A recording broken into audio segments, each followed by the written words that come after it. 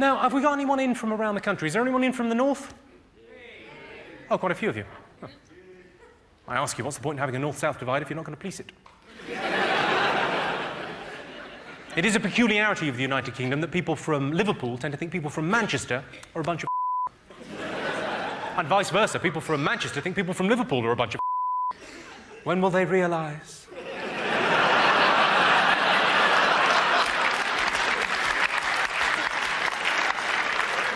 So I should apologise, really, because I've used the C word rather a lot so far this evening, and I know a lot of people, especially the ladies, let's be honest, find that a little bit offensive. There is, of course, an alternative to I don't mean up the arse. Now, are you all familiar with the phrase, see you next Tuesday? See, it's the polite English way of saying the C word so as not to cause too much offence. Although, ironically, I can't think of too many situations where you want to call someone a cunt, but you don't offend them. Sort of what I like about it. I'll have a bit of a sit down, I think. Oh, you're all right? Was this the sort of thing you had in mind? No, right, OK, I'm fucked. Who's come the furthest? Did anyone come from, like, a long way away, overseas?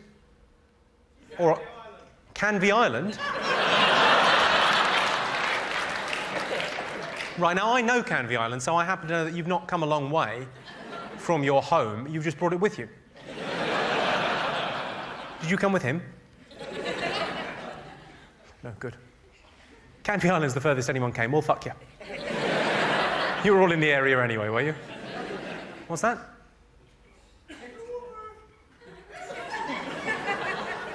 Was that Dover? Well, you were castrated before you got a chance to... Right. Were you worried about sounding silly, so you thought, well, I'll put on a ludicrous high-pitched voice? That should sort things out, shouldn't it? So you're a sailor, are you? Imagine my surprise at your high-pitched voice. Bad things come in threes. Good example of that is Atomic Kitten. Every time I think of Atomic Kitten, actually, I'm slightly saddened because I think, well, somewhere in the northeast, there's a supermarket, 3 checkout girls short.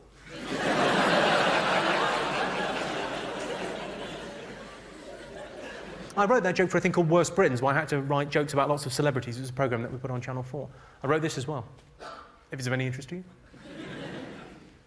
I went to a car boot sale the other week. I found this old, brown, bent, leathery tool. Turned out to be David Dickinson.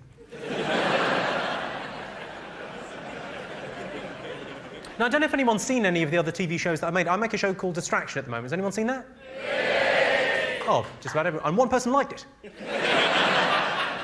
Well, that's good. If I can entertain just one man, I'll have been shit. The Distractions is quite good. It's Channel 4's replacement to Sex in the City. Just imagine the city is Dundee and the sex is anal. You get the idea. I do another show called Your Face or Mine. Has everyone seen that? Yeah. It's quite good fun, I think. It's a fun show. It's as shallow as a Tinker's Bar. I mean, no offence, I didn't mean to... But, you know, it's quite a fun show. It's basically about couples. It's about looks in relationships. Who here thinks looks are important in a relationship? Yeah. Oh, quite a few of you being honest this evening. I sort of sit on the fence on that one. Are looks important in a relationship? Well, I mean, you don't look at the fireplace when you're poking the fire, do you? But you do when it's sucking you off, so...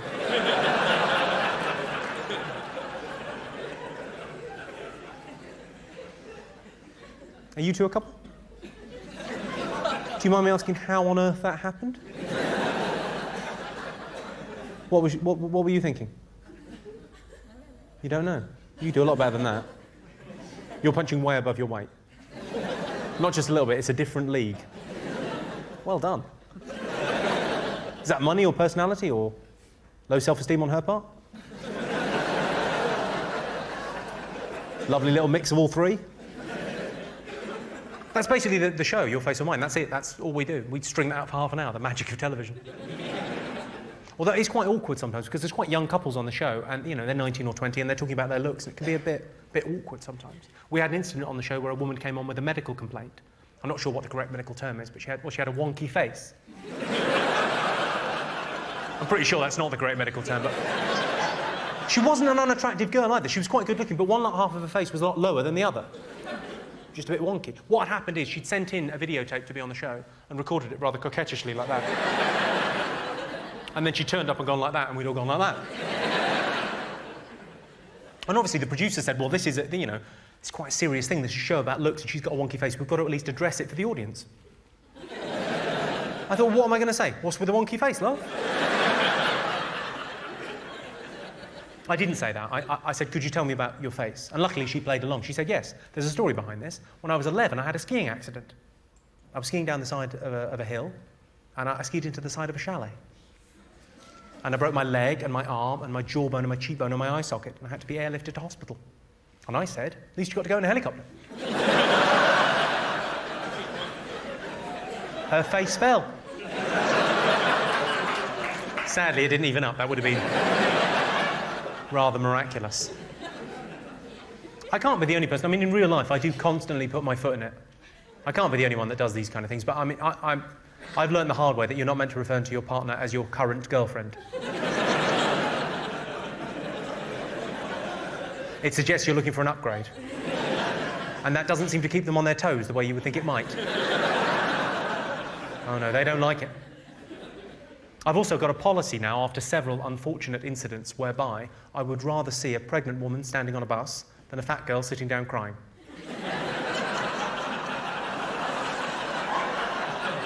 Come on, we've all made that mistake, haven't we? The worst thing is you know immediately you've made it. When's it due? Hang on, there's nothing due.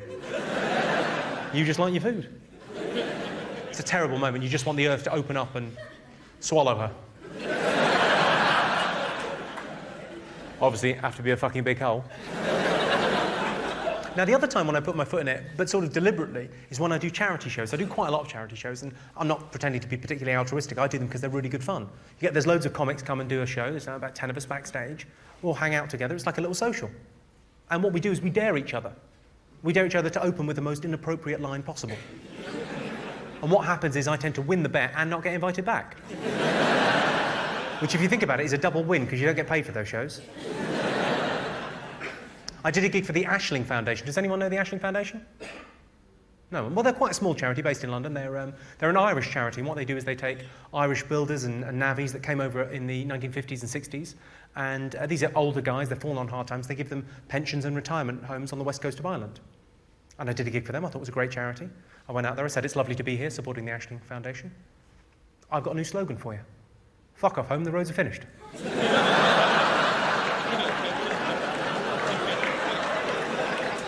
Apparently they're famous for their sense of humour.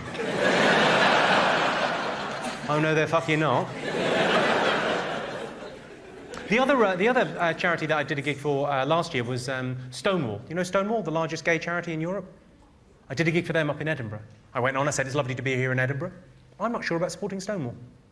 Sure, maybe if we raise enough money, maybe one day we'll be able to find a cure. But I'm not sure there's anything wrong with being gay. That was pretty much their reaction. Although they were slightly more theatrical.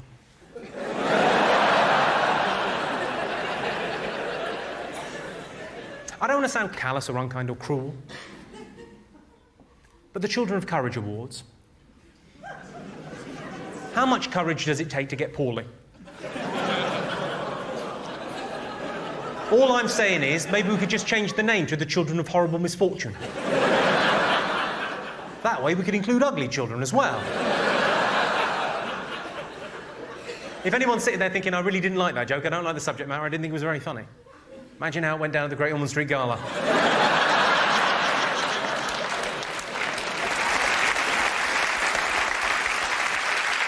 Well, I'll tell you why I've asked you all to come this evening, ladies and gentlemen. I'd like to talk to you about men that like obese women.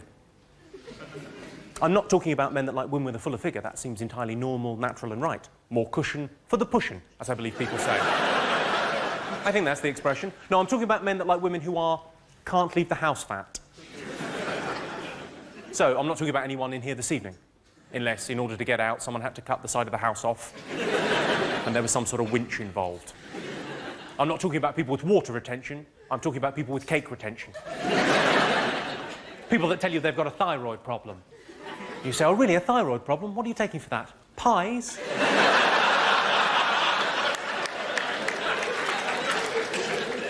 You know, the kind of girl that looks as if she makes a cracking breakfast, but wouldn't want to share it with you.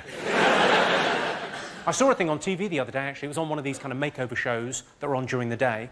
They did a makeover on a girl. She was 34 stone. It's like rearranging the deck chairs on the Titanic. I say a makeover, they gave her a fringe. Is that really going to turn the corner for a girl like that? That's what I'm asking. I don't think it will. I can't imagine the scenario where a guy, you know, he's drinking in a bar, he looks across, he sees a girl, she's 34 stone. Be tough to miss her, let's face it. He thinks to himself, she's a little bit big for me. Goes back to his drink. Meanwhile, the makeover team are in. Snip, snip, snip. He looks back, he thinks, actually, I would. It's the excuses that get me. The excuses are amazing. The camera adds £10. Stop eating fucking cameras.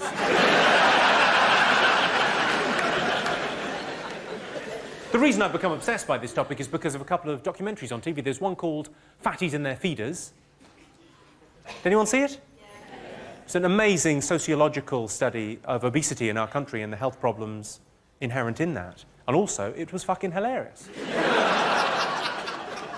It was basically these tiny little stick-thin men bringing massive KFC buckets of food to these enormous women that couldn't even move.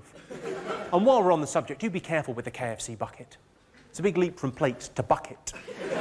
But from bucket to trough, not very far at all. The other one that was on was called Chubby Chasers. I like the title, Chubby Chaser. Sounds great. I just wonder, how accurate is that? How much chasing is actually going on? A little bit of waddling and wheezing. Then gotcha. Gotcha.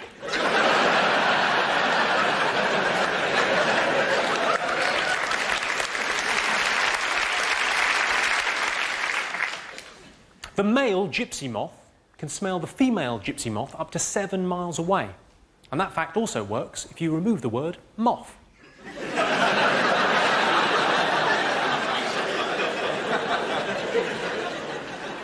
There's a lot of cliches about gypsies. Maybe you can help me out with this, sir. Have you ever tarmacked a drive? No, of course not. You just take the deposit and fuck off like the rest of them.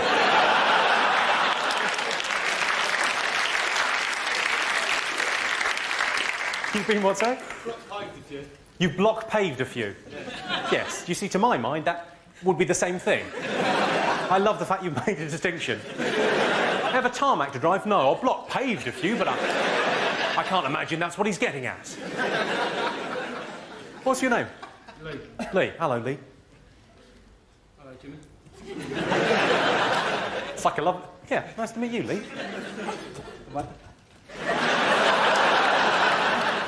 No, it's lovely to have you in. You seem to have taken that in the right way. I did that joke at a gig a couple of weeks ago. See, when I do that joke, I've got to pick on someone from the audience. So what I do is I look around quickly and I pick on someone who looks like a bikie. Not a problem. Anyway, I did this joke in Southend. Yeah, I picked on a big guy down the front who was laughing along with everything. He took it slightly the wrong way. Really, like, properly insulted. Came up to me after the show and threatened me. But he was pretending to be a lot posher than he was. Because he was saying, well, I'm not a gypsy, so he's pretending to be really posh. And he tried to threaten me without swearing. That's a tough thing to do.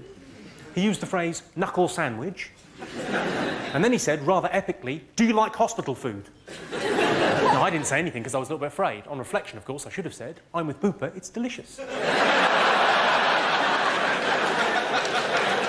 I've got a choice of 3 starters. Do your fucking worst.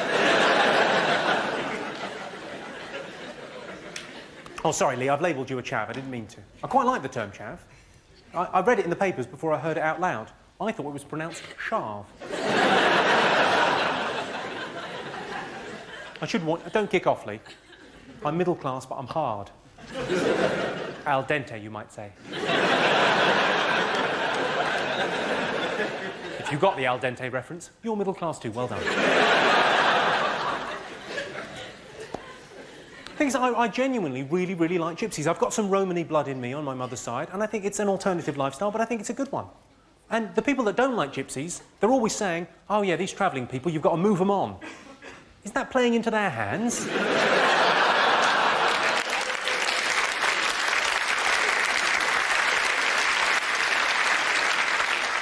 Right, well, we've done fat girls and gypsies. Religion. I used to be quite religious, and I'm fascinated by lots of religious groups. There's some brilliant ones. There's the people that wear the armbands, WWJD. Stands for What Would Jesus Do? And Christians wear them to remind them to be more like Christ in everyday life. They sort of see that and oh, what would Jesus do in this situation? Yeah. For the most part, they're very effective. They make people so annoying, you want to nail them to a cross. My absolute favourite Christian organisation of all time, it's called Christians Against Teenage Pregnancies. That's the Everest of hypocrisy, isn't it? If Jesus taught us nothing else, he taught us that the unwanted babies of teenage mums can turn out all right. You look as if you didn't quite understand that. Do you know who the protagonist is? It's Jesus. Born at Christmas or Easter. You must have heard of him. King of the Jews. Best Jew ever. He could walk on water. Well, he probably couldn't walk on water. His mum probably just exaggerated. He was probably very good on ice skates. He died for your sins. Come.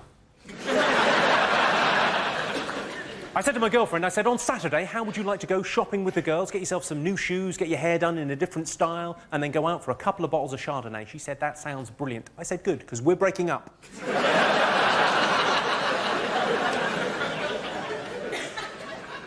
You know when a man says to you, it's not you, it's me? Ladies, you know when a man says that? It's not you, it's me. We mean that from the heart. That's not bullshit. That's true. It's just a fragment of a longer phrase. It's not you, it's me that's ending this relationship. Because I can't stand the fucking sight of you.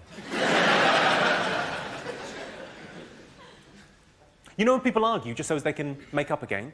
Call me cynical. I don't think that's what's going on in the Middle East.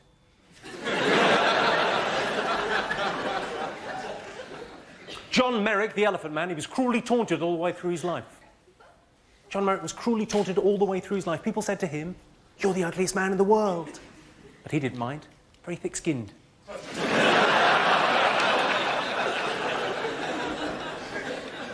Does anyone know how John Merrick died? Anyone? In his sleep? Are you getting death mixed up with sleeping? You don't write gravestones for a living, do you? Not dead, just sleeping. Well, dig him up then. He'll be fucking livid. I know what you mean, though, because it's in the film and they take away a pillow and then people with elephant heads can't lie flat, as we all know. Yeah, if you like, why not? It's only a film. That's only a film, not actually how it happened. Any other suggestions as to how he died? Wanking. He died wanking. I don't know if you can die wanking. Hang on, I'll ask.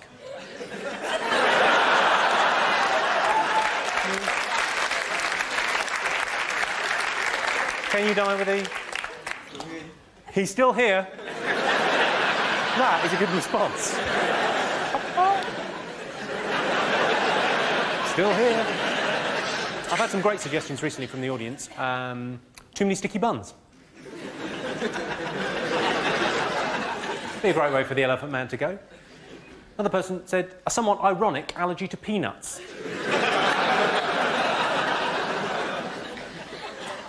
Someone suggested poachers. It's a long shot. Kiltree's ivory. Yeah, it's a shame he's gone, but a lovely chess set.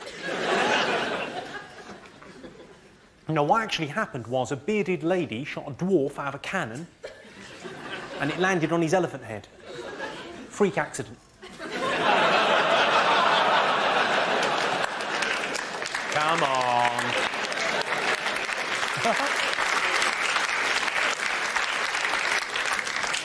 Has anyone here been to Alton Towers? Yeah. What do you think? Do you enjoy it? I enjoyed it. Yeah, it's great. Shit. Go on, who was that? Was you? Did you have a shit time? It was awful. My God. Tell me more. We robbed the fruit machine. Sorry, the best thing about Alton Towers was we robbed a fruit machine. That is an amazing sentence. Sorry, sir, your time as the Gypsy this evening is now... it's now over. That is... Forget it. Forget it. You have been out-chavved. Well, you went to Alton Towers and your complaint was not enough to nick.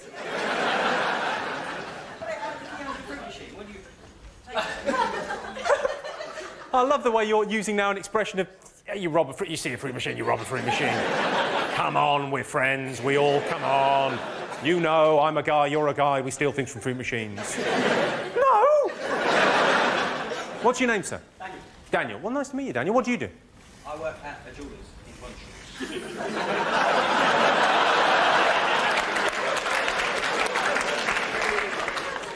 Unless you're the cleaner, they've made a massive error of judgment. So how long have you been casing this joint? About a year. And when's the big job? This is great. Do I get paid extra if this ends up on Crime Watch? Well, I liked Alton Towers. I thought it was good. I thought, you know, Alton Towers is good. Who thought it was good? Yeah, it's all right. It's like a poor man's Disney. Sort of place you might send a child who's dying of something that isn't that serious. What's he got? Asthma? We'll have a whip round. I'm making no promises. Brittle bones? Brittle bones. Has he been to Chessington? He'll have to bring his own cat, yep. The reason I mention Alton Towers is they've got a ride that they've been advertising on TV again. It's a vertical drop roller coaster. Correct me if I'm wrong, that's a lift. Right, good. Any questions so far? How old? What? How old? How old? Yeah, fuck grammar, we're in a hurry.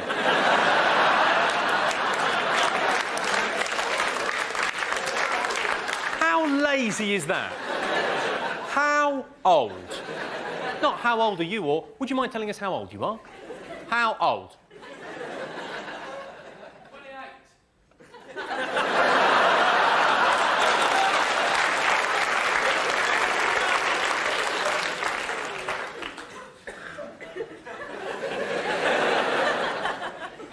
Well, have a guess. How old do you think I am? 12. You think I'm 12? Well, you shouldn't even be having those kind of thoughts about me then. Do you know they've done that in Mexico? Do you know what the age of consent is in Mexico? It's 12. That's one way to deal with a paedophilia problem, isn't it? I imagine they've still got a problem. She looked 12 to me.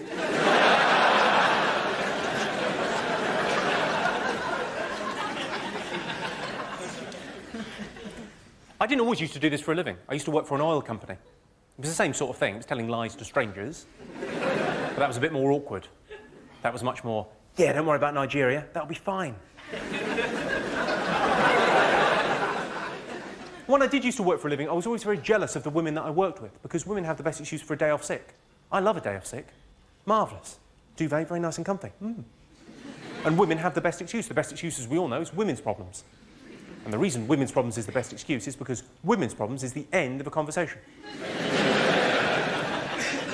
Why didn't you come in yesterday? Women's problems.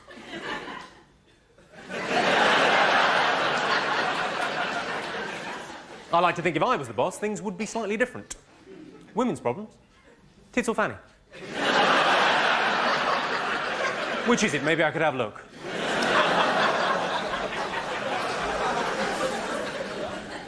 Well, I suppose I should really tell you a little bit about myself. Before I do, can I just ask, you two there, you look quite young. How old are you? 18. You're 18? Yeah. Are you? Yeah. Really? Yeah. Are you adding 6 years to your age?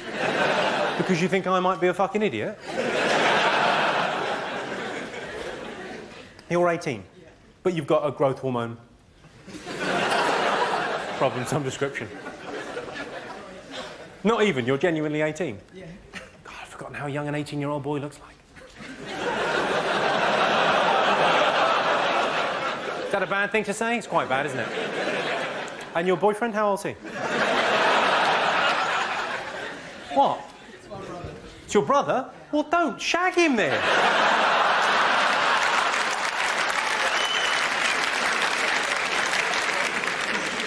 I noticed that your shirt, is that a fashion thing? It looks like it's covered in spunk. But honestly, stand up and turn around. It's an amazing shirt. It's probably... What? Come on. Look at that. Right. It's quite a cool design when you look at it closely, but if you just glance at it, it looks like a plasterer's radio. That is a term used in the dogging fraternity, I believe. As in, I was at the evening with Stan Collymore, I drove away with a car looking like a plasterer's radio. Well, what I'd like to do now, ladies and gentlemen, is tell you what this show is actually about. I've had an extraordinary 12 months. I've had a life-changing experience. I was a very cynical man, and I didn't really have any religion in my life, and I've let spirituality in the last 12 months, and it's been extraordinary. So this evening, what I'd really like to do is to test... I'm joking, there's no God. Grow up. Unless, of course, you're Muslim, in which case there definitely is a God. I'm not a fucking idiot.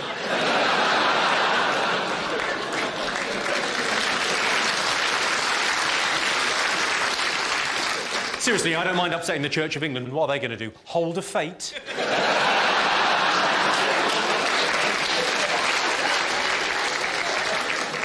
I'm sure there are Christians out there in the audience now thinking if I get hold of that Jimmy Carr, I'm going to bloody well forgive him. Creationists, the right-wing Christians, creationists believe every word Genesis says. I don't even think Phil Collins is a good drummer. People with Tourette's. What makes them tick? That was originally about suicide bombers. I've toned it down for you. If you were to count up every hot dog sold outside football grounds in Britain on any given Saturday, chances are you're autistic.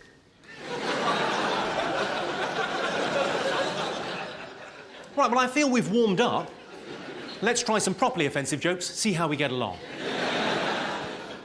99% of women kiss with their eyes closed, which is why it's so difficult to identify a rapist.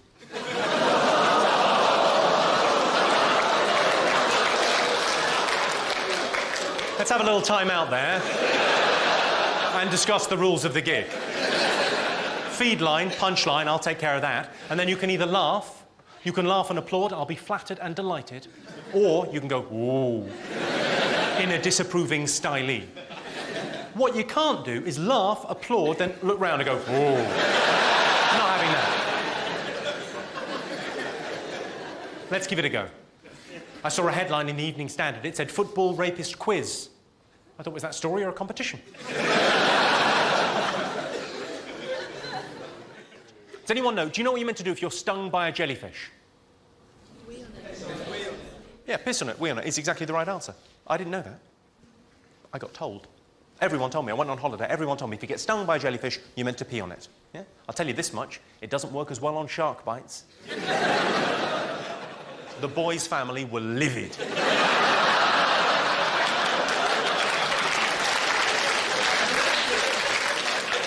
Apparently, once they've been dead for a couple of hours, there is very little you can do.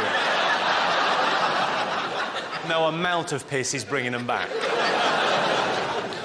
It is true, urine can be used to disinfect a wound. It's often taken the wrong way. That's why I no longer work with the St. John's ambulance. Come here, love. That looks nasty. Is apparently not what anyone wants to see. Oh, on that same subject, I've got a little time-saving tip for the gentleman in the room. I don't wash my hands after I pee. What I do is I wash my cock in the morning, then I'm good for the day. Sometimes it's the best bit of my day. I am very thorough.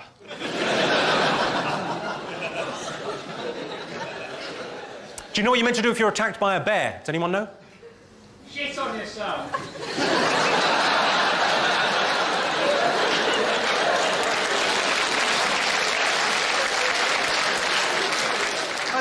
I have a feeling that might be quite involuntary. That sounds like advice given by a forest ranger trying to kind of go, well, no, that's the procedure. I saw the bear coming at me, I thought, I suppose you could try and piss on it. Although I think if you whipped it out in front of a bear, it would think, oh, an hors d'oeuvre. Any other suggestions as to what to do if you're attacked by a bear? Make yourself big. Make yourself big? Yes, make yourself big. Go and grab something to eat. Work out a little. Maybe buy one of those puffer jackets. Get back to the bear as soon as you possibly can. Do you mean go like that? You're like an advert for natural selection. There's a bear coming at us, don't worry, I'll handle this.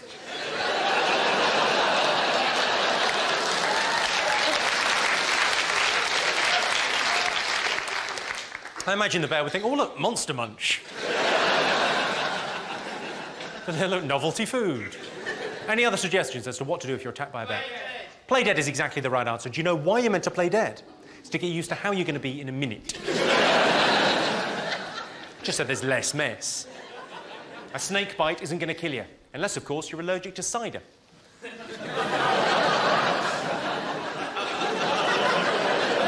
Well, that's a joke for the goths. Think about it, they're the ones that need cheering up. I love swearing. I've always quite... Oh, you're all right, sorry, what was that? I missed a bit of chat. Hi. Sorry, it's not the telly. If you talk, I can hear.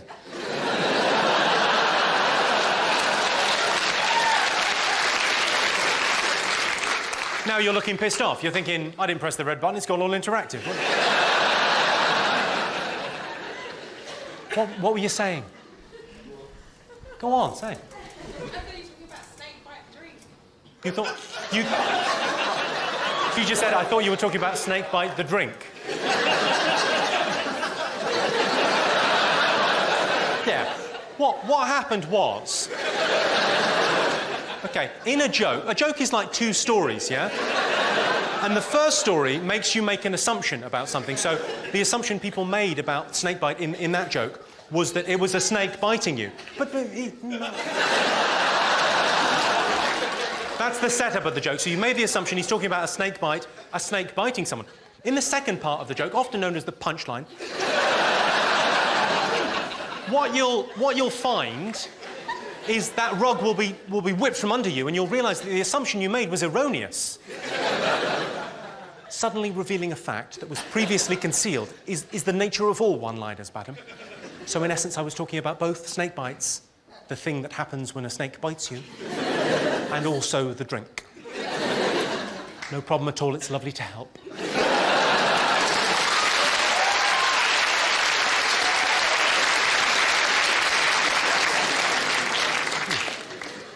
It's nice to have you here this evening, because I think one of the charity gigs I did helped pay for the minibus that brought you here. So,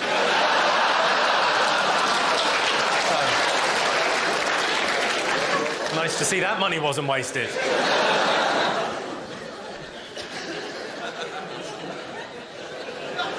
Oh, bless her little heart.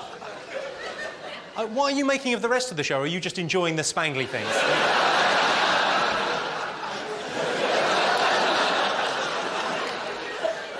I've always liked swearing. I'm a big fan of swearing, especially sort of middle-class, polite swearing, the sort of swearing parents do in front of the kids to pretend they don't swear. Terms like effing. We all know it means fucking, but it's a nicer way of saying it, isn't it? I've got a story about this. I was at a wedding with my friend Craig. He's Scottish. He swears a lot. Gee, I don't need to say both of those things. Anyway, we're all suited and booted at this very posh wedding on our very best behaviour. He leans across the table. He says, "Pardon my French." I thought we're in trouble here. I happen to know you don't speak French. You barely speak English. He says, "Pardon my French, but we all know Paul is an effing..."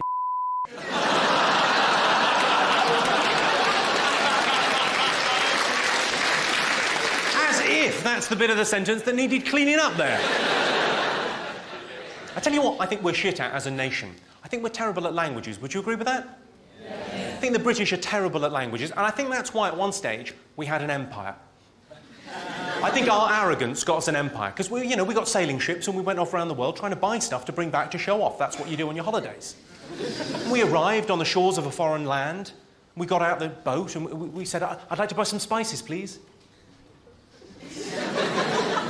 I'm getting nothing here, Jeremy. Say it a bit louder. Right you are. "I'd like to buy some spices, please." Still nothing. "Well, I'll fetch the muskets, we'll build a railway, in 200 years they can have a call centre."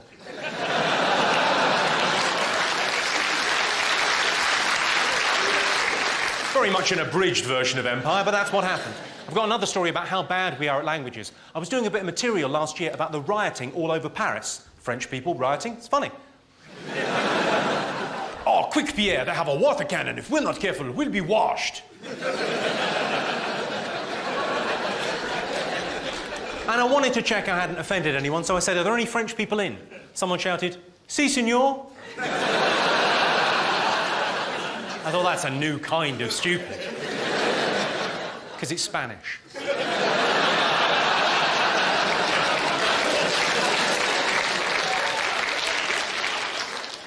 My favourite story of the last year concerned an Oxford student. He was walking home late one night and he sexually harassed a police horse. Not like that. That'd be my favourite story ever. But he was walking home late one night and he called the police horse gay. That was his crime. Now, if ever there was a victimless crime, that's it, calling a police horse gay. For a start, there's nothing the matter with being gay. Secondly, it's a horse. It can't understand. Thirdly, even if by some miracle it could understand, I think the horse would be OK with being called gay because I think a horse would be fairly sexually self-confident. I mean, for a start, it's hung like itself. But the policeman didn't let it go. No, he got off the horse, he arrested the young man, took him to the cells overnight. In the end, he was fined £70 through the courts for calling a police horse gay. I wish I'd been his lawyer. I would have got him off. Because in his defence, the horse was standing naked on all fours in the middle of the street.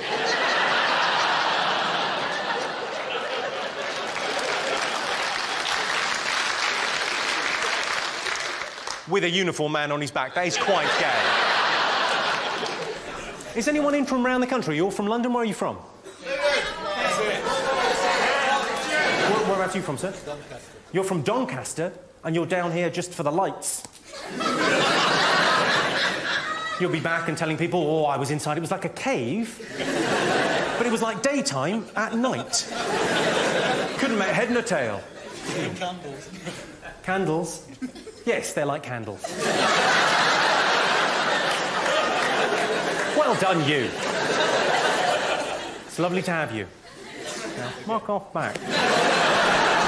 New Zealand. New Zealand? How's it going over there? Is it all right? It's not bad. You still having that problem with Saruman and his orc army?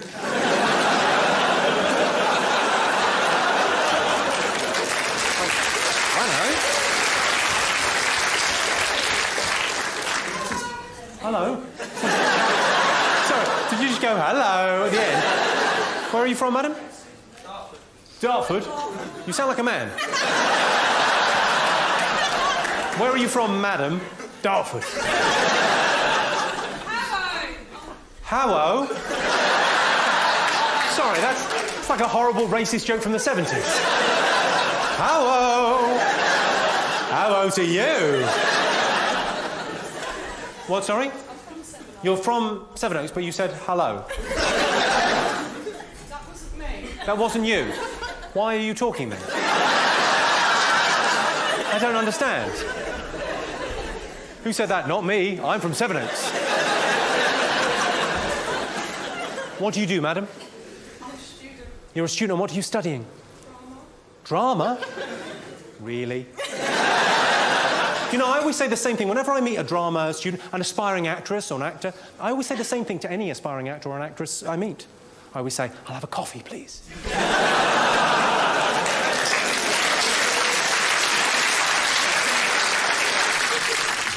I was in Newcastle recently. I was in the back of a cab in Newcastle and the cab driver said to me, there's no red light district in Newcastle.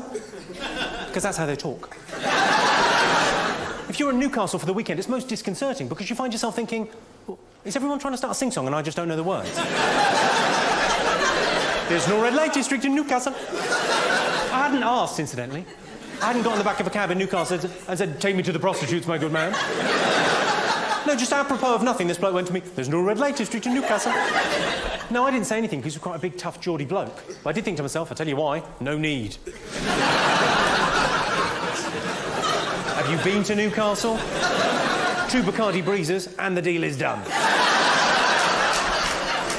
It's the kind of town where if you've got money enough for chips, guess what? Great news, you're not going home on your own.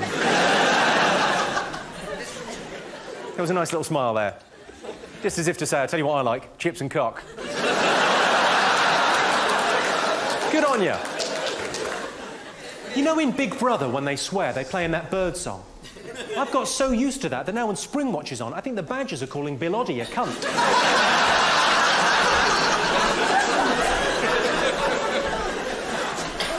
I had a friend come round to my house the other day, distressed and distraught. He was nearly in tears, a grown man. He said, I've got a lump on my testicle. I said, that'll be your other testicle. I got stopped earlier by one of those charity muggers. You know the ones in the high street with the clipboard and the optimism? He stopped me and said, if you give £5 a month, no children will get hurt. It's like a fucking protection racket, isn't it? Speaking of charity, though, the largest charitable contribution in human history was made last year. An American man gave away $32 billion. He was some kind of Wall Street financier. Gave away $32 billion to the third world. What an incredible, selfless, wonderful thing to do. But spare a thought for his children. How annoyed would you be? You've done what, Dad? Oh, for fuck's sake. So you're telling me the only way I'm going to get my inheritance now is if I move to Africa and get AIDS? Livid. Have a guess, ladies and gentlemen, how much I give every year to animal charities. Have a guess. 5p. No?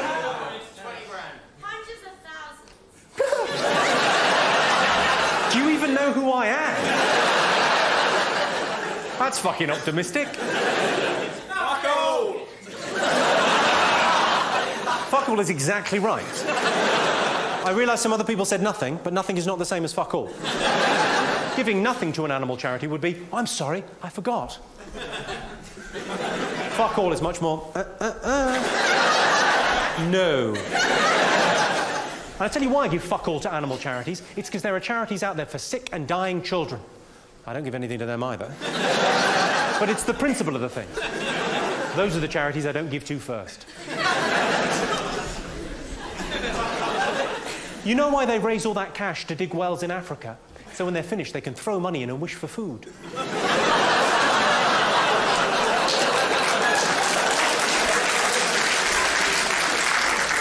I know you think that's offensive, but it's not when you compare it to this. The Make-A-Wish Foundation. Are you all familiar with the fine work the Make-A-Wish Foundation do? Broadly speaking, they make dreams come true for the terminally ill. What could be more worthwhile? They're a great organisation. I thoroughly approve of what they do. My only problem with them is the name. I think they should be forced to change their name. From the Make-A-Wish Foundation to the No Make Another Wish, we can't do anything about that foundation.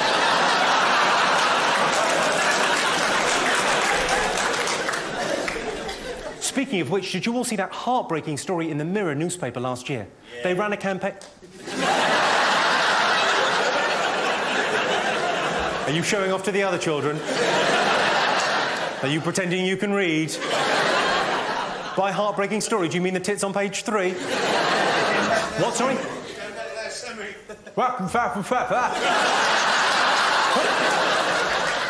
So I'm fine for fruit and veg, thank you. I presume that's what he's talking about. Hey, hey, hey! It's nice that you're here, though. It's a night off for someone, isn't it?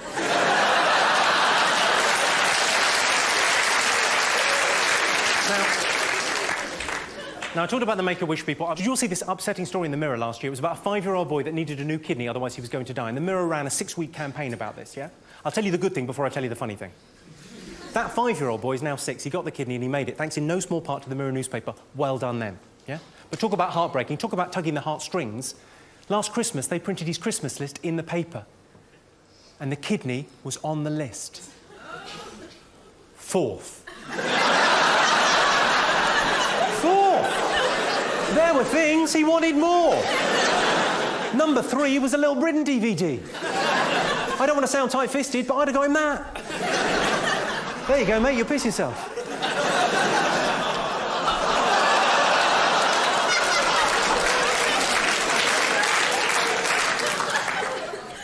I'll get someone to explain what kidneys do after the show.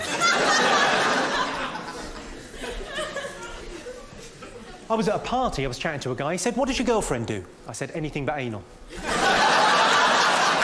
I'm joking. She loves it. I'm in a long-term relationship, but I'm not married. Is anyone else in that situation?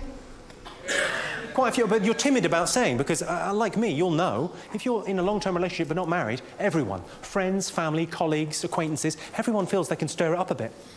As soon as anyone hears, they go, have you thought about? You two, have you thought about? Trying to start an argument between us. I think it's very rude. So whenever anyone says to me, have you thought about? Thought about? Thought about? I always go, what, putting a third finger in? I could give it a go. I'm not sure it's what the relationship is missing. Maybe try the shocker. 2 in the pink, 1 in the stink. That's how that works. Sorry, too much? 2 in the goo, 1 in the poo. There. Nicer for everyone. I don't know what conversation that prompted there. I imagine that was you, madam, turning to him thinking, I'm glad it's not just you. I had a woman come up to me after a show in Tunbridge Wells. She said, I found that shocker thing very uncomfortable. Now, I knew what she meant. But I couldn't help myself. I said lubricant. I tried some Viagra recently. Has anyone else tried it? Yes. You have? Well, I admire your honesty there, sir. I tried it because you can now get over-the-counter Viagra. I thought, that sounds powerful. Over-the-counter, you say? Like a fucking cosh. Did you read the instructions when you tried it, sir? I didn't. You didn't? I did. I take these kind of things seriously because it's a medication. Even though it's a fun medication, it's a medication nonetheless. I was reading on the instructions for Viagra, it says, keep away from children. I thought, what kind of a man do they think I am? That can't maintain an erection with a child.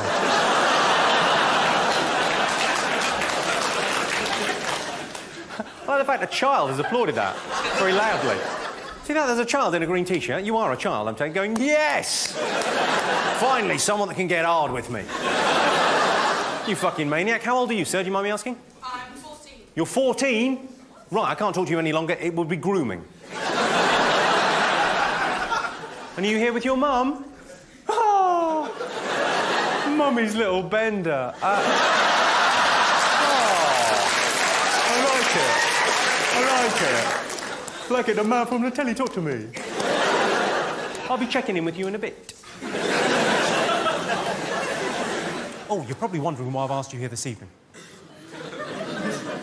I wanted to talk to you about relationships and sex and love, and I wanted to give you some advice, yeah? Because it is nice to talk about that sort of thing, and everyone can relate to it because you're either in a happy relationship, yeah? Or you want to get into a happy relationship, yeah? Or maybe you're comfort eating and living with too many cats. Or happily single, as you call it. So I was going to give you some advice about relationships and, you know, that sort of thing. I thought we might talk to the single men first. Who are the single men? Give us a shout. Yeah. Said the single men. Yeah, that's probably why you're single.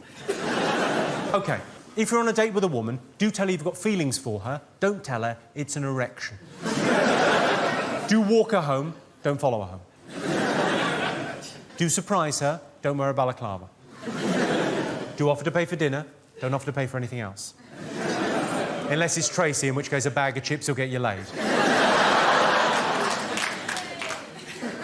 Hey, Tracy. It's a good indicator that a woman fancies you if when you're talking to her, she touches her hair. If it's her pubic hair, it's a cert. Women like the strong, silent type. That's because when we're quiet, they think we're listening. What are you like, ladies? It can be a bit depressing being a single man, can be a bit of a ball ache. I've got an inspirational story, this will cheer you up. Concerns my friend Emily. She's beautiful, she's intelligent, and she's funny. She's a triple threat. She's on a date with a guy about 2 months ago. They're having dinner across from each other. Main course arrives, lasagna as it happens, OK? He leans across to her plate, takes a massive bit of her lasagna, eats it. Without saying anything. Does it again, like 30 seconds later. Another massive bit, eats it. Off her plate. Does it for the 3rd time. All she said was, what are you doing? He came back with this. He said, I'm paying for it, aren't I? I know. The reason I think that's an inspirational story, she still fucked him. I can't believe he's lucky he got laid and had half a lasagna. Is anyone actually on a date this evening? I can see a few people I think might be on dates, but I don't want to kind of embarrass you because dates are anxious enough anyway. They're fraught with anxiety, aren't they, being on a date? Because you don't know when you're going to move in for the kiss, you don't know how it's going to end up later on. They're weird and awkward. So I'd like to break the ice for you. I'll break the ice for you. Yeah. Why not suggest fucking in the disabled toilets? That's what they're for. That's why they've got that handrail for more exotic positioning. Don't give me that look. In my defence, when I was in there, I was fucking a cripple.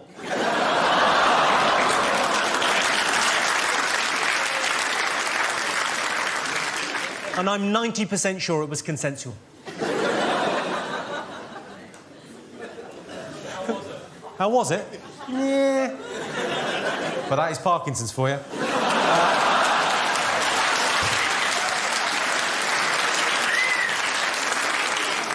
I think clapping a Parkinson's joke is in poor taste, ladies and gentlemen. People do seem obsessed by where others are having sex. The Mile High Club is a good example. Any members of the Mile High Club in? Yeah. Doesn't count if you're on your own. You know that, right? No, the Mile High Club, making love in a plane. Yeah. Sounds exotic and glamorous, doesn't it? But what you're really saying is we fucked in a chemical toilet. Obviously, there's a budget version for you. Top deck of a bus, fingering.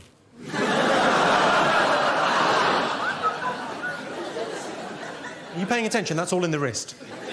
Don't go in with that hand, you're a fool to yourself. You put your shoulder out, keep that hand free for ticketing. This is fun and we're learning things. Men and women are different. Now, I know we all know that in our heads, but the more you can accept that in your hearts, I think the better, the easier life is, right? Yeah. Some examples. Women like to relax in a hot bath with candles and oils. Men, generally, prefer to masturbate in the shower. Yeah, we know what you're up to in there, ladies. Why does this loofah smell funny? Some advice for the ladies. I had a woman come up to me after the show a couple of weeks ago. She said, I think you're very sexist. I said, I think you find it's pronounced sexy. Run along, grown-ups talking. Ladies, if a man says he likes foreign films, porn. If a man says he enjoys long walks in the countryside, it might mean he's a romantic soul. It's more likely he's saying, they'll never find your body. When women put out on a first date, men don't like that. We love it. Yeah, I read a thing. It said that 98% of men are happy to have sex on a first date. I thought, well, happy?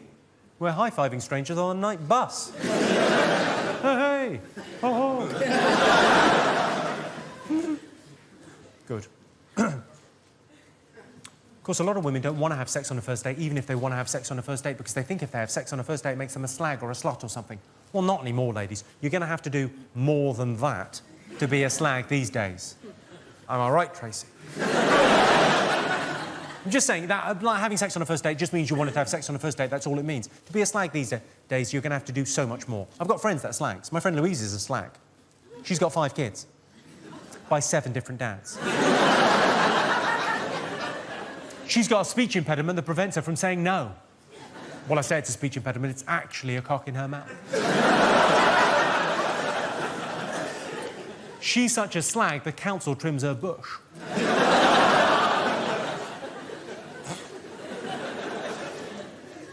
I've got a question. I've got a question for the men. Have you ever seen a woman so unattractive to you, it makes you question your sexuality? I'll explain. Because for me, it would be like Gillian McKeith. You know the woman from How Clean Is Your Poo? Weird-looking creature. So if you put Gillian McKeith there and Brad Pitt there, and you said to me, your life depends on it, you've got to do it with one of them. You've got to make the beast with 2 backs. Do the sticky belly. What? I would think, right, I'm a heterosexual man. Gillian is a woman. Gillian is. Oh. Jesus.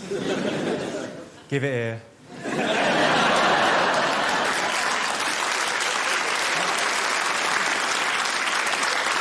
Is that bad? Does that make me half rice, half chips? You were right. Well, OK, let me give you a moral dilemma. What's your name? I didn't get your name earlier. Marcus. OK. Moral dilemma for you. All right. Anne Widdecombe. George Clooney. If you had to. You'd go for Anne Widdecombe? Are you mental? She's got a face like a bulldog licking the piss off a nettle. And she's a hell of a size. You're a slip of a lad, she'd fuck you in half. And that is only where your problems begin, because I imagine her peachy pouch, her Lala, her Fufu, her Wendy, her special lady garden, call it what you will, I bet it looks like a badger that's been hit with a shotgun.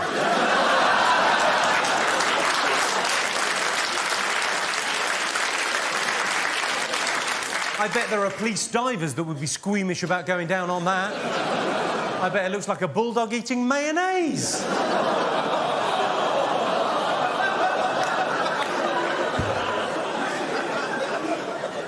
I bet George Clooney's got the prettiest cock you've ever seen.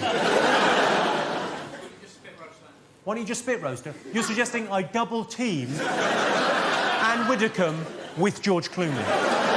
Now that is a celebrity sex tape that would sell.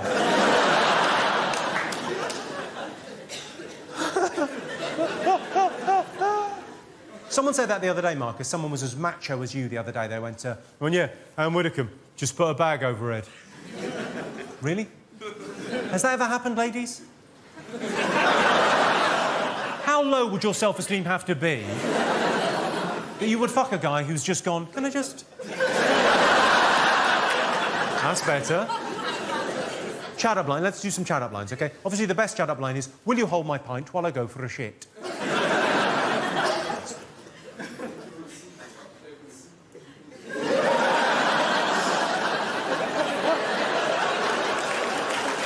Steve, everyone. And his brilliant chat-up line, if you were a soup,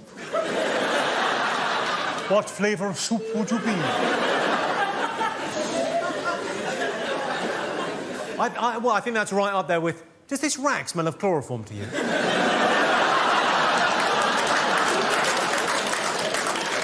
And the evergreen, let's not turn this rape into a murder.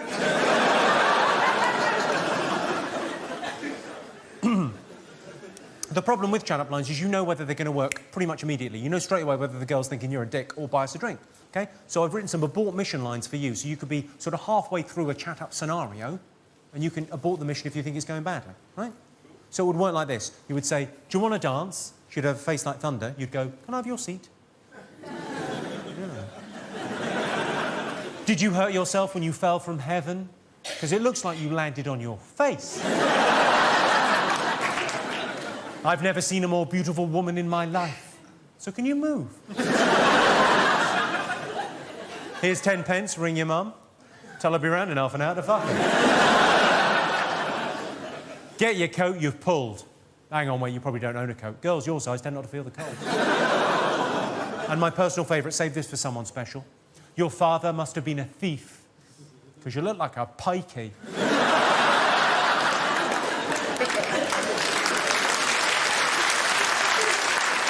Let's talk about gifts, because gifts are very important when you're in a relationship. They show your partner how you feel about them. This is interesting. My girlfriend suggested last Christmas that we limit ourselves to £20 for each other's presents. But I wasn't thinking about spending that kind of money. Obviously, if you're buying gifts for a woman, it's pretty easy. You just go for the classics. You know, champagne, chocolates, flowers. Unless you're dating an alcoholic bulimic with hay fever. I buy my girlfriend flowers every week, because I really fancy the girl in the florist. I've told the girl in the florist my girlfriend's dead.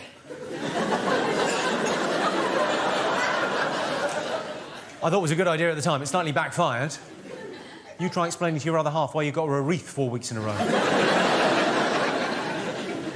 Obviously, different flowers express different emotions. So, for example, red flowers say passion.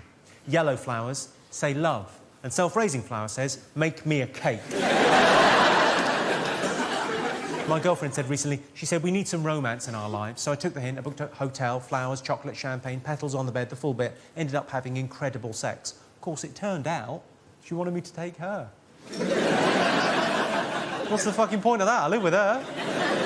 She'll be there when I get back. Put the kettle on, love, and fucking knackered. I'm not saying I feel cheated, but when we got together, she said to me, she said, I'm very liberal about sex. I don't care what people do, as long as they're consenting adults and no one gets hurt. There's always a catch, isn't there? No one gets hurt. Consenting. adults.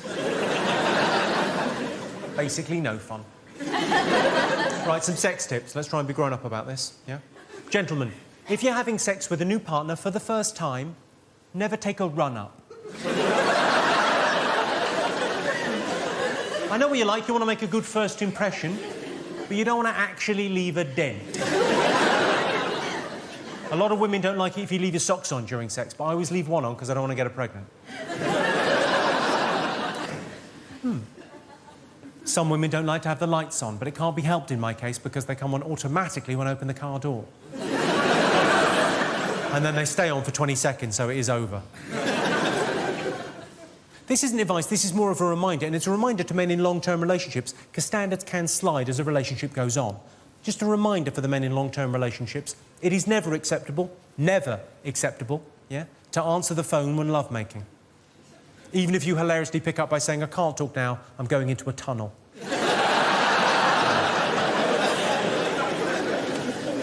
Some common myths, you may have heard these, they're just myths, they're not true. The best lubricant for anal sex is not tears.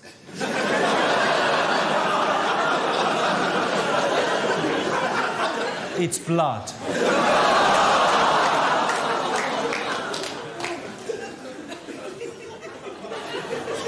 I bought some KY jelly. It said on the box not to be taken internally. I thought, where do they think it's fucking going?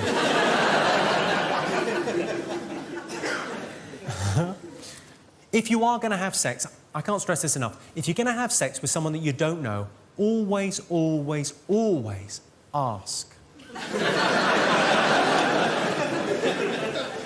Very important. Let's talk about sexual health, shall we? STDs, STIs and the like, because there's a big difference, my young friend, between giving a girl goosebumps and giving her a rash. What? Have you all seen the advert where the girl's got AIDS written on a bra and chlamydia written on her knickers? Well, that is no way to tell your partner. It turns out.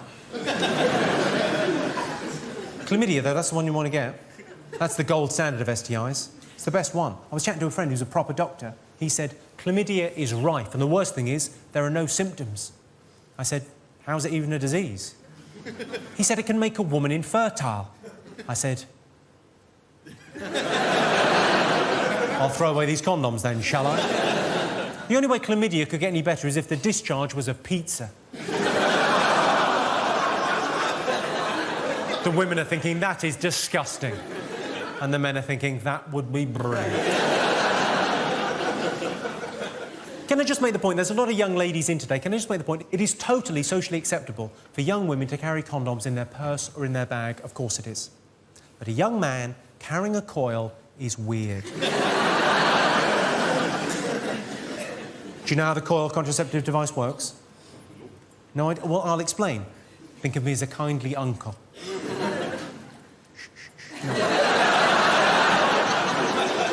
The way the coil contraceptive device works is that the lady says to the man, I've got a piece of coiled metal somewhere in my vajayjay, and the man goes off the idea. You've got a bit of metal where? Any chance of a gob job? Let's talk about breakups, because breakups can be hard, can't they? It's not you, it's me is a terrible way to break up with someone, but not as bad as it's not you, it's her. Women give us the silent treatment because they think it's a punishment. We've got a special name for the silent treatment. We call it peace and quiet. I don't want to sound misogynistic, but I think breakups are easier for women than they are for men, because I think women have got a support network of friends and family that they really talk to about their actual emotions. What have men got in a breakup to fall back on? All we've got is our mates. You try telling your mates a girl has broken your heart, and your mates will likely as not go, well, it's just as well, because you're clearly a puff. I had it happen recently with my friend Russell. He broke up with his wife. They'd been married for 4 years, together for 6. And she's left him for another guy. What do you say? I don't have the vocabulary to have that kind of emotional conversation. I ended up falling back on the old cliches. I said, there's plenty more fish in the sea. He said, yeah, but it's not just the smell I miss.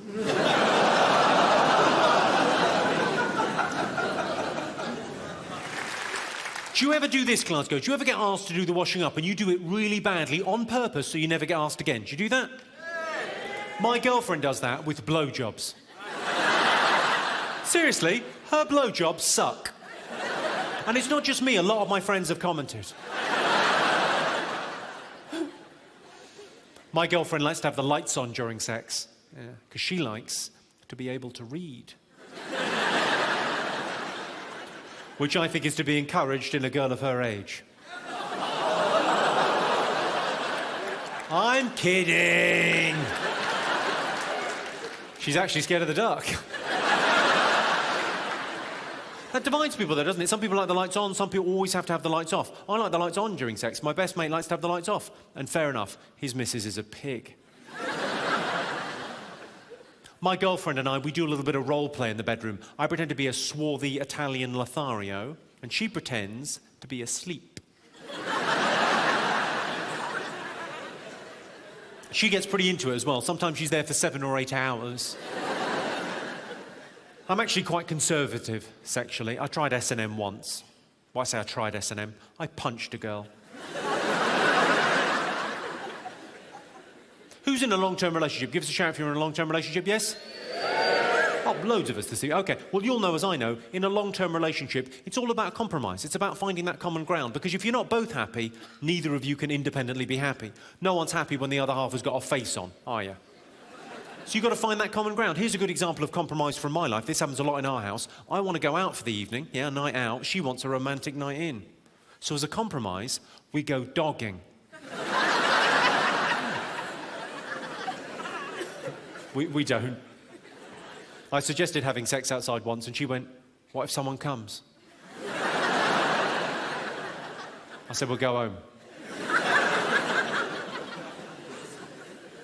OK, I've got a question for the men of Glasgow, OK? You're representing the men of Britain this evening, OK? I've got a question for you, gentlemen. Has any man in this room ever used the phrase, making love? No. Why? No, of course fucking not. Purely the preserve of the ladies. Ladies love that phrase, making love. Making love. Making love. But you know why it's called making love? It's because we're going to make you do it, love.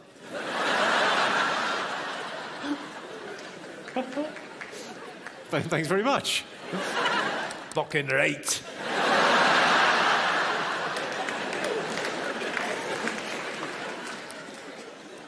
I got stopped by one of those charity muggers. You know the ones with the clipboard in the high street? And you think, oh, I've dodged him, and then there's another, oh. They work in teams, I don't know how they do it. Anyway, I got stopped, I got cornered. He said, "Can I have a word about the homeless?" I said, "Certainly." Lazy. Off you fuck.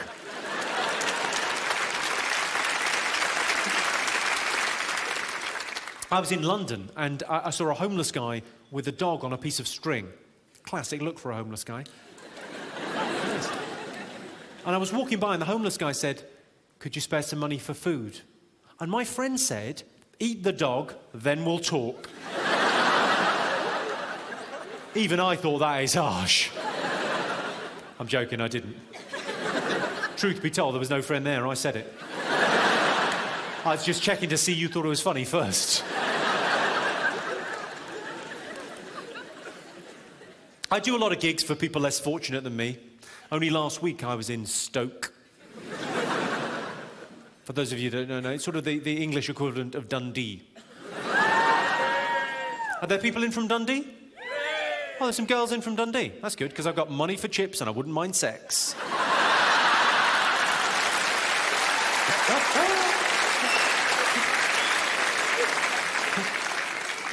I like the fact the girls from Dundee applauded that. Just the, yeah, you're going, yeah, fuck chips. Ooh. Should I do my impression of me seducing a girl from Dundee?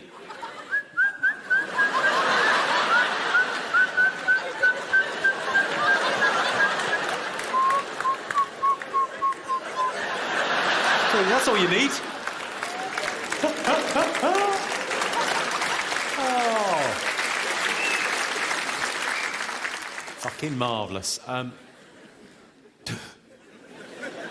Now, listen, this isn't what the show is about at all, but I was briefly going to tell you about a thing that I'm doing at the moment. Means a lot to me, and I was just going to take a moment of your time.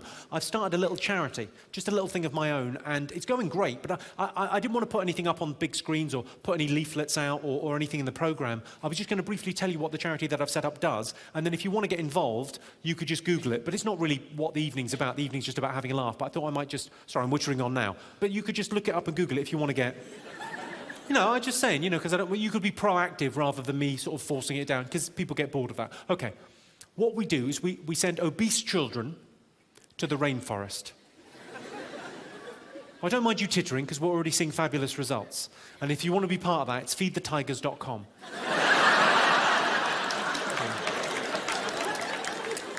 Their faces light up. Not the children, obviously, they're fucking petrified. Although it is quite ironically funny seeing them trying to run away. He's a bit late for cardiovascular now. You should have thought of that when you were waddling to Greg's, you fat fuck.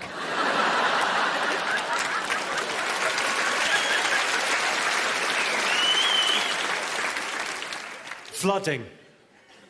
Flooding's pretty bad. I saw a woman on the news in her flooded front room crying. I thought, crying's not open. If anything, you're making matters worse, love.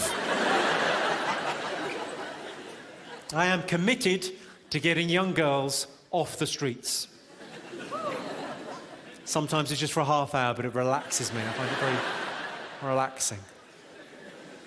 So I'm not sounding very charitable. I do my bit. You know, I've created a foundation for battered women.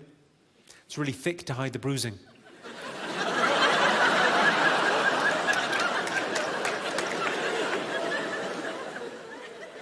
It's weird. Domestic abuse is still a real sort of taboo subject, isn't it? People don't like talking about domestic abuse, and ironically, that makes the problem much worse, because the charities that deal with domestic abuse, their problem is a problem of communication, because the women that they're trying to reach out and communicate with, the battered wives, are the very women that won't shut up and listen. Tragically, this is the only language they understand.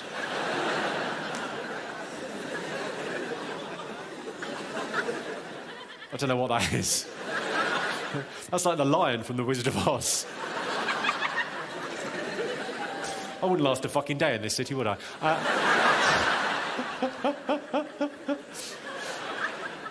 Sorry, I know there's a degree of civic pride in Glasgow because domestic abuse was invented right here, wasn't it? Around the turn of the century. Well done, we salute you. What, someone say something there? Old Firm Day is Domestic Violence Day. Is that a thing? Is that real? There's a woman there just going... Oh, yeah. What, sorry, just tell me that again. So when Rangers play Celtic, it's the day for domestic abuse. I fucking love it that you've got it diarised.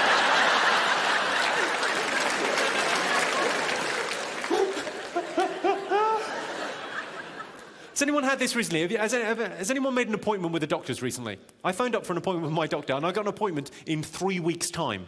I thought, that's good, I'll either be better or dead. But then they gave me option B. They said, well, you can come down and see the locum doctor. It's not your doctor, it's just our doctor we've got down there. And if it's serious, you can come down and wait. So that's what I did. I went down to the doctor's surgery and I waited for like 4 hours. And eventually I got called into the little treatment room with the doctor. Walked in there. Stunning looking doctor. I mean, properly 10 out of 10. Absolutely gorgeous. Exactly my type. I went, I'm embarrassed. She said, I'm a professional, you're a grown man, just tell me what the problem is. I said, okay.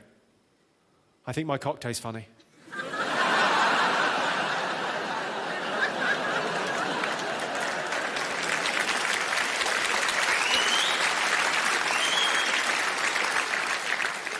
I don't know if you've got a test for that, but I've had an idea.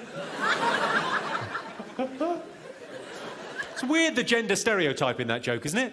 Like the idea that when I say doctor, most people imagine a man. That's very odd, because we all know there's loads of female doctors, but if you're honest, when I say doctor, do you imagine a man? Yes? It's weird. And when nurse is even worse. If I say nurse, do you imagine a woman? Sounds like a slightly overactive imagination there.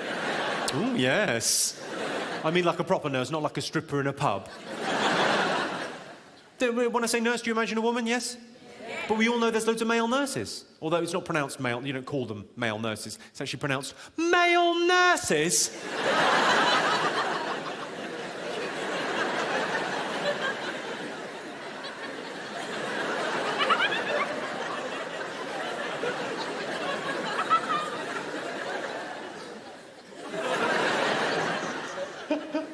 Not that I don't want to offend any male nurses, or indeed your boyfriends. Just nod that one in, good.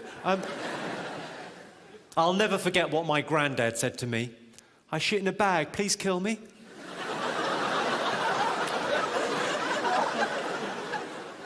A great way to warm up pensioners in winter is cremation.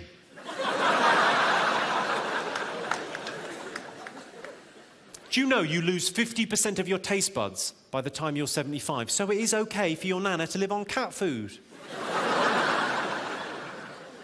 My nana, my mum's mum, used to make me a jumper every Christmas. Did anyone else have that? She used to make me a jumper every Christmas. Much better than the ones in the shops. No. No, it isn't. I remember one year she made me this burgundy monstrosity. Sleeves way too long, and in the front she'd embroidered, "Blacks go home." I said, I'm not wearing that. It's burgundy. And the sleeves are too long, you crazy racist hooer.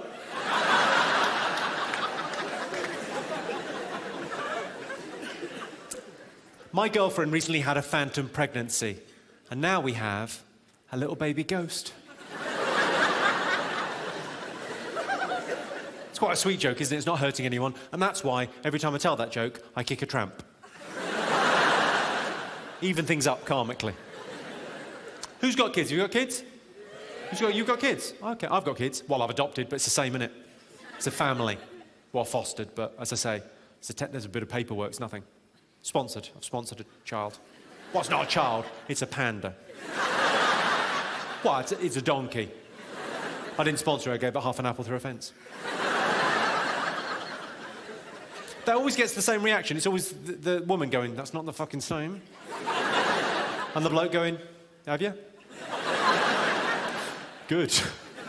As long as I don't have to see a fucking photo of it. A lot of men use moisturiser, but I'm old-fashioned. I just spit on my hand.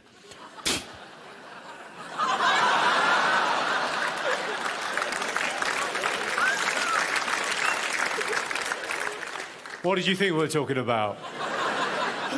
Oh, come on, don't give me that look. We've all been there. Come on, love, the film starts in 10 minutes. We haven't got time for your fancy foreplay or your expensive lubricant. We're going to be buttering the baking tray the old-fashioned way.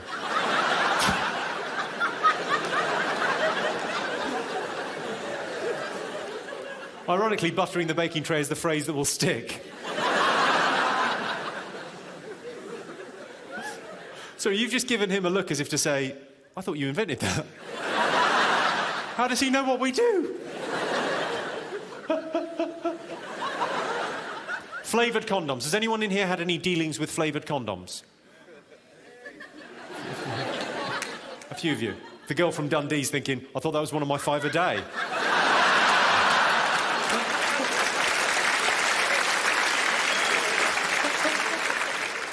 Another banana, lovely. My point on flavoured condoms is they are a waste of money, okay? Turns out my girlfriend doesn't have a sense of taste in her front bottom. Or back which is just as well if you think about it. Well, don't think about it. Now, I've been a comedian now for about 10 years. I've been doing this job for about 10 years, and I thought this year I would try and get a bit better. Not a crazy idea, right? One of the things I was quite weak on was regional accents. Is anyone here good at regional accents? No. You could barely say the word yes there, so... You're not even good at talking, never mind accents. But I was no good at doing regional accents. And it's one of those things that as a comedian, it's quite good if you could be good at regional accents because it's good for telling jokes. But I thought, well, I'll go away, I'll do some research. This evening I would like to give you a masterclass in regional accents because I've discovered the secret. And the secret is this. All you need is a key phrase to get you started in the regional dialect, and then you're golden. Once you get started, once you get it in your head, you're fine. But getting started can be tricky. So I'll kick off with, well, I'll tell you what, I'll kick off with Scouse. Any Scousers in? We've got a Scouser over there. Where's the Scouser? Give us a shout. Don't worry, we're not going to take your benefits away.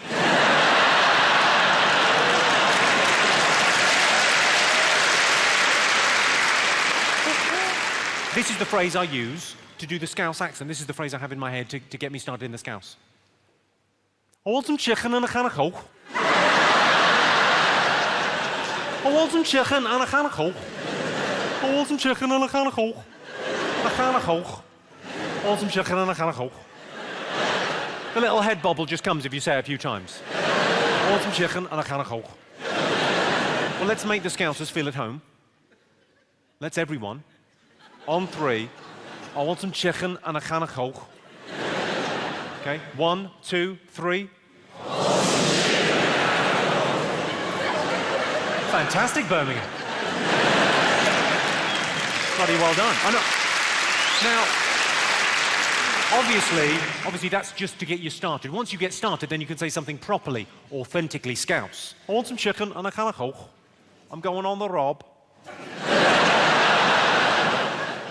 I've got to get a prezi. It's me gran's birthday. She's 30.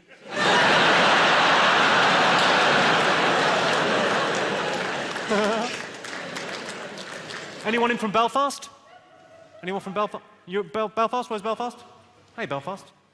This is the phrase I use to get the Belfast accent right. Ginger and community.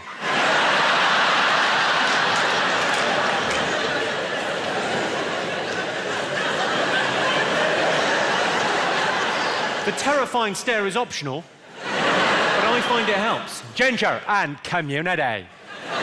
Community has more syllables than you thought it had. Okay, let's try everyone. Let's go Belfast. Ginger and community. 1, 2, 3. Perfect. You're now all qualified to say, there's a bomb in the car. Roller coaster, pooper scooper, oompa loompa, Kawasaki, 4 unrelated words, meaningless in all respects, other than if you're trying to do the Geordie accent. In which case, they're a fucking gift. Roller coaster, pooper scooper, oompa loompa, Kawasaki. This makes me happy.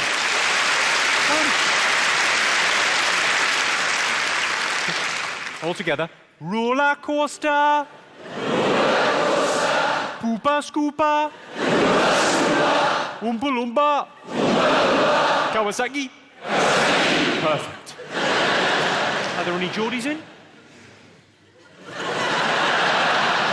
No, presumably they're outside with their shirts off fighting. But I wonder what the fellas are up to.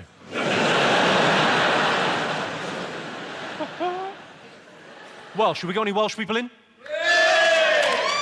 My God, we've got an army. Hello, the Welsh. Now, I've discovered the secret to the Welsh accent isn't so much a phrase, it's more a state of mind. To do a good Welsh accent, you've just got to sound confused. Whose coat is that jacket?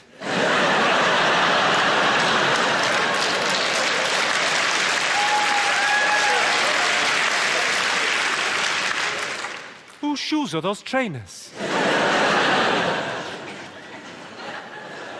Let's all try. Whose coat is that jacket? Whose shoes are those trainers? Perfect.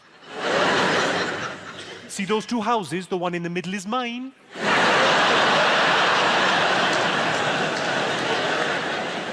That paper you're sitting on, are you reading that? I came out of the shop and there was my bike. Gone. Anyone from Manchester? No one from Manchester. The accent's pretty easy for Manchester. You just need 3 words. Started. All right. Not bad.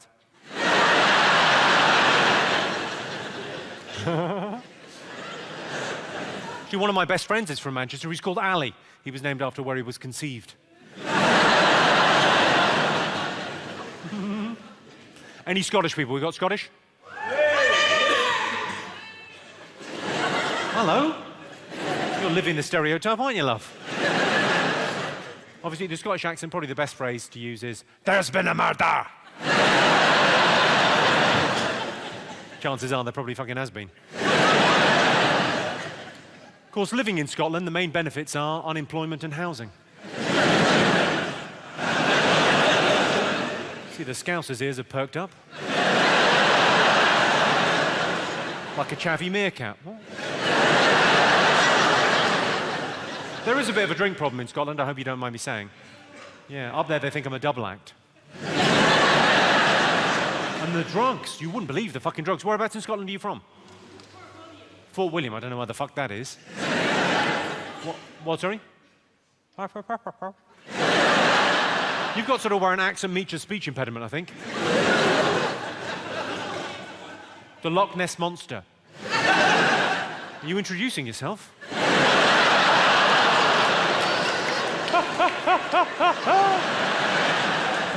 Sorry. Didn't mean it, sorry. But the drugs in Scotland. Up in Scotland, they call it methadone. It's called I can't believe it's not heroin.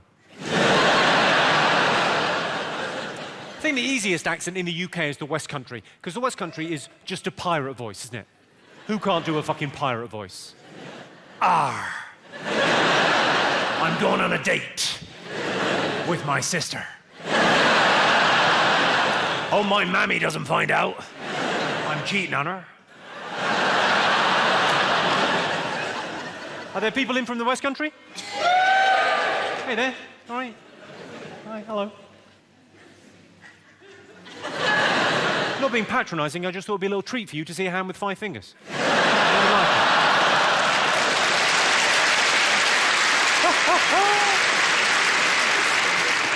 Now, what would be the phrase? If I was going to try and do the Birmingham accent, what would be the phrase for Birmingham? What would be the thing if I was going to... All right. All right. All right. The other phrase that seems to come up a lot in Birmingham is, it's fucking shit here. All right, it's fucking shit here.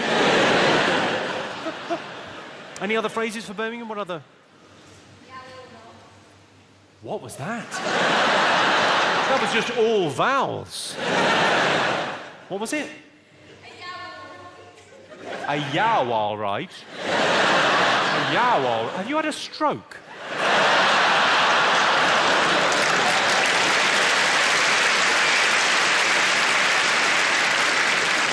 I say that I shouldn't really joke about strokes. If I ever have a stroke, I'll be laughing out the other side of my face. Are there any other words, any other key phrases for Birmingham? What, sorry? Cup of tea.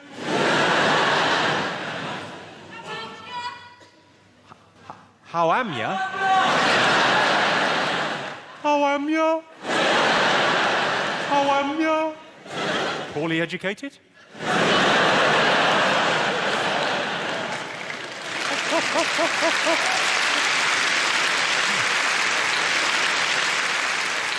Have we got any other exotic accents in the room? Is anyone from overseas or anywhere exciting? Anyone from the UK that we've missed? Any other places in the UK? Jersey! Jersey? You haven't got an accent, you tax-dodging scum.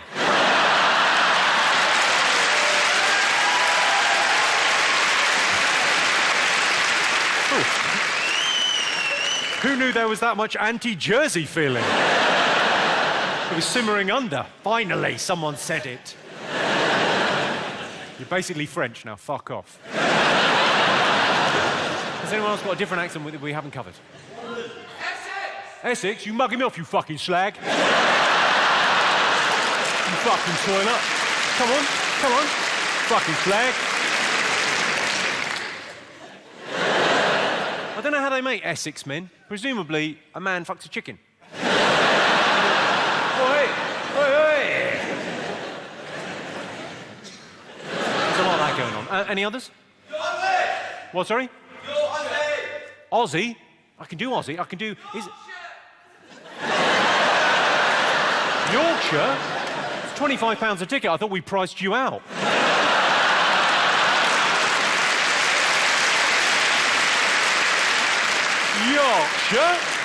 Yorkshire, say what I like, and I like what I bloody well say. Whippet, Tetley, frugal, cricket.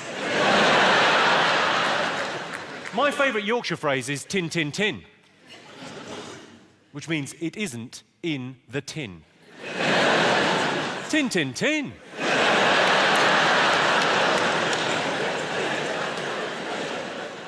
Oh, tin, tin, tin. Who do we have? Where's Australian? Give us a shout, Australian man.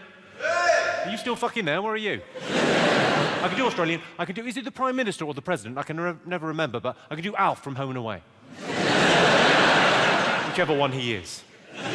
You're acting like a bloody hoon, mate. A larrigan, a prize galah. Whatever the fuck a galah is. Whereabouts in Australia are you from? Melbourne. So you weren't affected by the flooding, were you? Is that why you've sat so high up?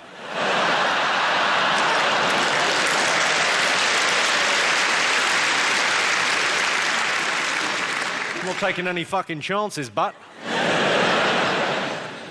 I'm amazed because people, people lost everything in the flooding because they'd forgotten to tie their kangaroos down. Serious. People drowned, and you wouldn't have expected that because they're all wearing hats with corks on. Any others? What was that one? Chinese. You're Chinese.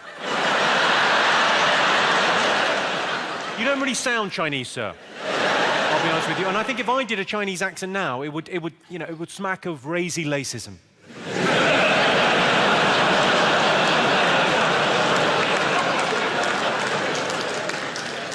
Well, that took you a long time, didn't it? Hang on. Oh, no, got it. Any others? Jamaican? Jamaican? You know my name is... You aware of this? Oh, well, this will be a treat for you. I would like everyone in the room now to say my name in a Jamaican accent. 1, 2, 3.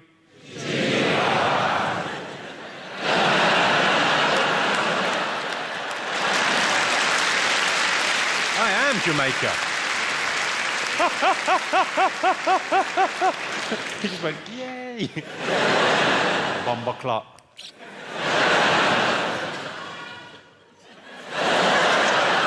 Clearly got some bomber clots in. They've gone, oh, hang on a bloody minute.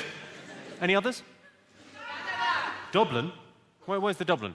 Hello, are you from Dublin? I saw the documentary about your weddings. I thought it was terrific.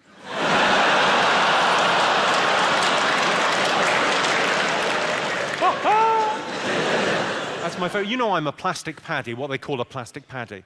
I've got Irish parents, Irish passport, born in Ireland, but I speak and present myself in this way because I was raised and educated in the home counties, which goes to show what you can do when you apply yourselves. I've got a question for you, ladies and gentlemen. Does anyone in this room believe in the supernatural, ghosts and spirits and the like? Yeah. Quite a lot of you. It's actually easy to tell if your house is haunted. It isn't. Grow up. But that's me being cynical, but that's this job. Being a stand-up comedian, I think, makes you a bit of a cynic.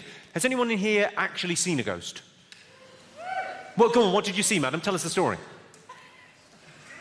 And there was no one there. Go on, what did you see? I'm not... I make you nervous. You've seen the undead. And I make you nervous. Doesn't really show me in a good light, does it? Come on. Where were you when you saw the apparition? You were in a friend's house. Right. Her stepfather was what, sorry? I think I may have cracked this case already. There's a stepfather involved. Was there ectoplasm? Go on, what happened? Were you upstairs? Were you... You were in his son's bedroom? Of course you were, love. Go on.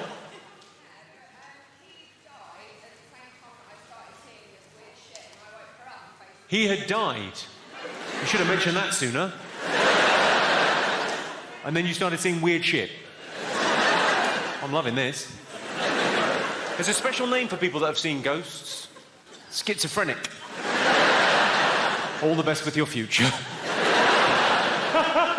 Quite an in-depth story. I'll leave it at that. Stepfather did something terrible. And you've recoded that memory. Of course, not all fat people are jolly. Some of them are women. You shouldn't be mean. Fat girls have got feelings. Mainly, they're hungry. It's only a joke, isn't it? It's only a bit of fun. I told it the other night and a girl got up and walked out. Well, waddled out. I presume offended, possibly just peckish. Whenever I'm in the changing rooms at the gym, I'm always embarrassed by the fact my penis is so much bigger than everyone else's. But then, in fairness, it is erect.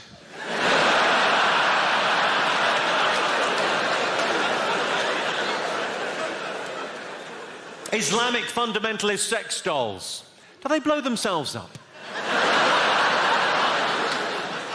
In Palestinian passports under occupation, do they just put Israel?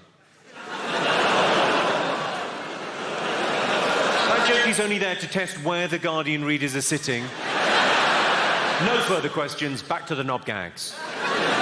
I do talk about sex a lot in my show. I talk about sex all the time on stage. And a friend called me on it recently. Came to see the gig, and he went, "You talk about sex all the time. Are you obsessed?" I said, "Well, I'm not obsessed. But sex is the great universal topic for comedy. It's still quite taboo to talk about it openly in public. Everyone's interested, everyone cranes forward, and there's a lot of tension around sex. And where you find that kind of tension, that's also a great place to find laughter. So sex is a great topic for comedy. But it's difficult to stand in front of you good people and talk about sex without sounding crude. So to try and mitigate that, to try and alleviate that, this evening, if I refer to a vagina at any point, I'll be calling it a twinkle cave." As in, so there I was, licking out a twinkle cave, while she deep-throated my tummy banana. It's nice to be nice, isn't it? I saw a woman wearing a top, it said super dry on the front. I said, have you thought about lubricants or HRT?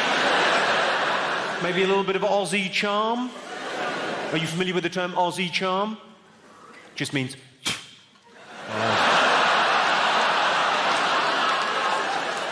Australian charm, you're welcome. Very pleasing look from the ladies of London, as if to say, well, I didn't know that had a name, but yes, that does happen. My girlfriend bought a T-shirt for £80. That's a ridiculous amount to spend on a T-shirt, am I right? It said D&G on the front. I suppose fair enough. One of her tits is bigger than the other.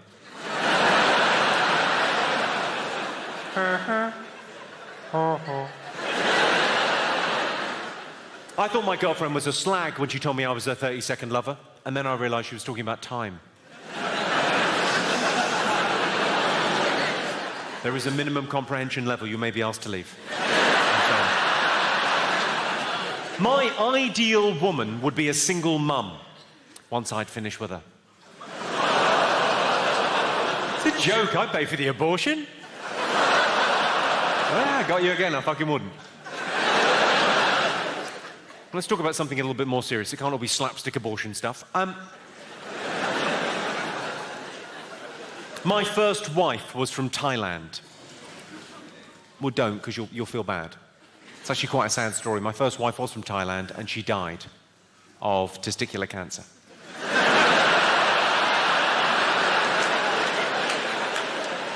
Probably the best way I could describe it is a twinkle cave was an outie.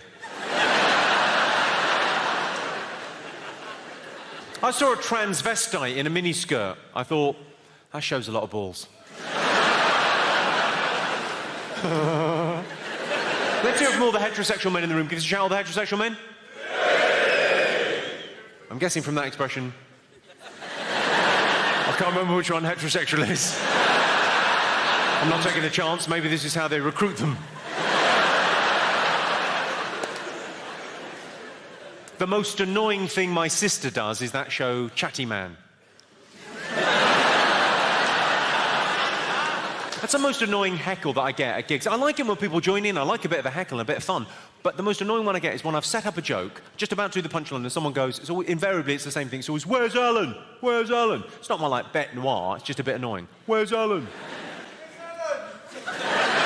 Who's at your house fucking your dad?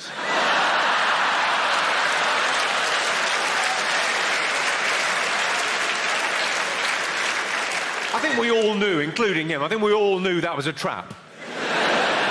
I could feel you as one going, hold, hold, hold. And then one brave soul over there said, no. I'm taking one for the team. Or rather, your dad is. Of course, not all gay people are happy, camp, and fun. Some of them are lesbians. If you're a lesbian and you didn't find that funny, you're surprising no one. Are there any lesbians in? No, my gaydar is pretty much honed in on this pair down there. Hello, how are you two? You all right? Yeah. Are you, I presume you're a couple? Married, yeah. You're married? Oh, congratulations. Okay. Fabulous. How long have you been married? Since October. Since October? My God, it's new and fresh.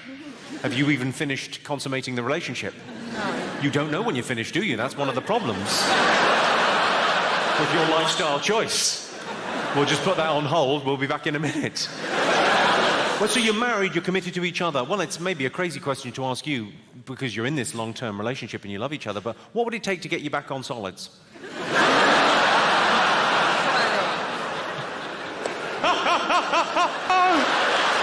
She's a definite no and you're a maybe. Okay, good. Oh, I love my job. I tell you what, I'm going to do a test and see whether we've got any other sisters in the room, see if there's any other lesbian sisters. Like I'm a lesbian, I've got the haircut, come on. I look a bit like K.D. Lang, I could get away with it. I'm going to test the heterosexuality of the other ladies in the room. Just a simple question to test this. Ladies, have you read 50 Shades of Grey? You've all read that book? You love that book. I would describe 50 Shades of Grey as the ultimate flick book.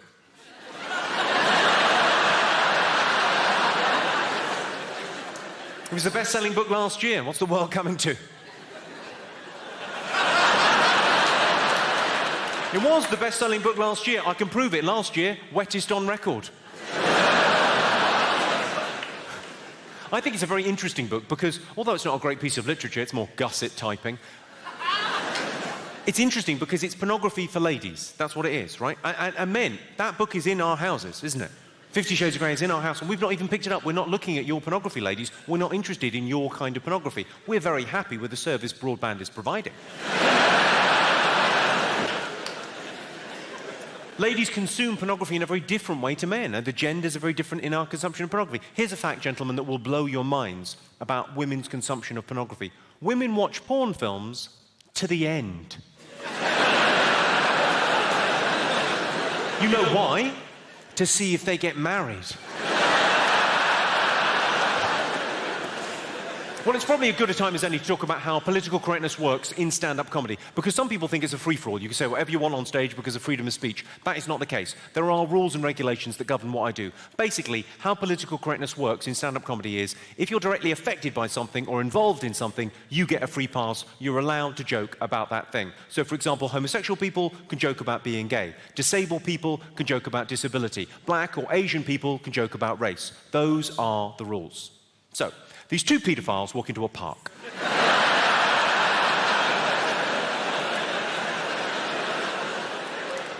Child abuse, there's a touchy subject. I saw a headline in the paper. It said, "Please smash paedophile ring." I thought, good, let's see how they fucking like it. Have we got any teachers in this evening? Is there show any teachers? Oh, loads of teachers in. You work bloody hard, don't you, teachers? Half the year, 5 hours a day. I'm not knocking it. I could never do what you people do for a living. Not because it's difficult. I wouldn't pass a CRB check. I've actually got a bit of a soft spot for teachers. I used to go out with a teacher and she was lovely. But if ever I wanted sex, she always insisted to put my hand up first.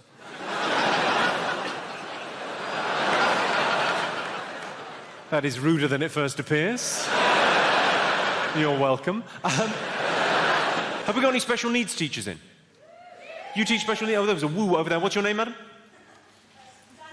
Danielle, very nice to have you in. All I was going to say about special needs teachers is you are the best and the brightest, in my humble opinion, the best and the brightest teachers. Because I can prove it. We all know teachers socially, yes? Everyone knows teachers. And the teachers are always moaning on about, oh, I've got homework to mark this evening. Not you, hey, Danielle?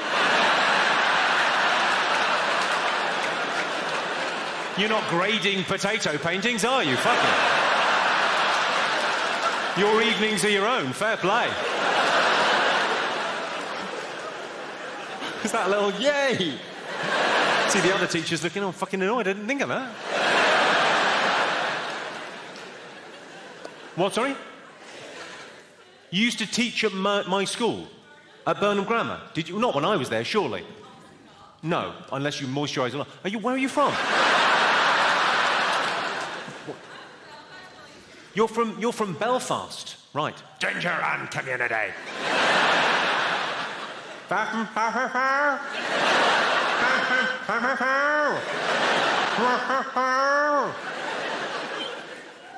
was just saying what you said to me back. Oh, how come you're teaching over here then? Are you in the witness relocation scheme? What the fuck happened? Fucking grass.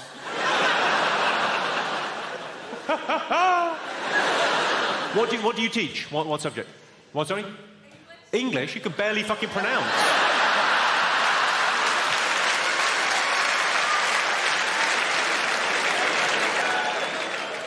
I did Countdown recently, the TV show, not Dracula's special needs brother. One for the staff room. And I got asked when I did Countdown, I got asked by every man that I know, everyone asked me, how fit is that Rachel Riley off of Countdown? How attractive is she when you meet her? And it wasn't like a rhetorical question, they wanted me to answer. And I thought, well, I should be able to say how attractive a work colleague and a friend is without sounding misogynistic, without being sexist, shouldn't I? You be the judge. Rachel Riley, let me put it this way. I would crawl over broken glass to suck the cock of the last man that fucked her.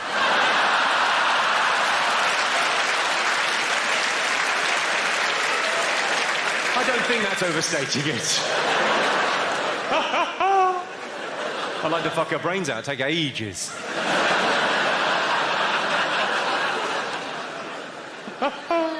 Now, I should warn you there will be some audience participation this evening. Apologies. And the only reason I mention it explicitly is because sometimes when I ask someone a direct question, they get a bit flustered.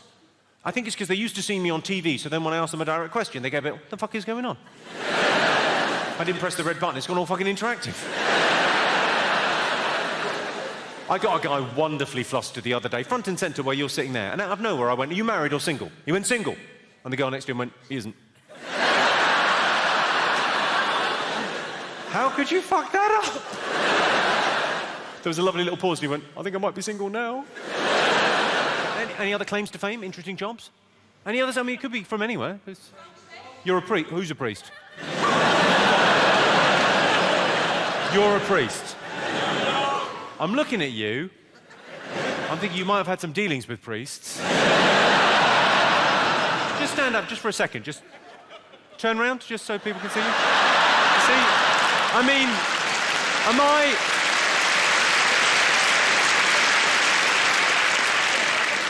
am I being cynical? Or is he definitely not a fucking priest? Any other interesting jobs? What, sorry? Own my own pizza shop. You own your own pizza shop? You sound fucking chuffed with yourself. I own my own pizza shop. You know, there's a massive problem with obesity in this country. You should be fucking ashamed. Pizza, well done. Well done. And the best pizza, you say? Voted best pizza in Britain. Voted best pizza in Britain by you? Well, what? Independent pizza. Best independent pizza. What? I didn't care the first time. You can... I mean... Any other unusual jobs or claims to fame? I'm a funeral director. You're a what? Funeral director. A funeral director? Love.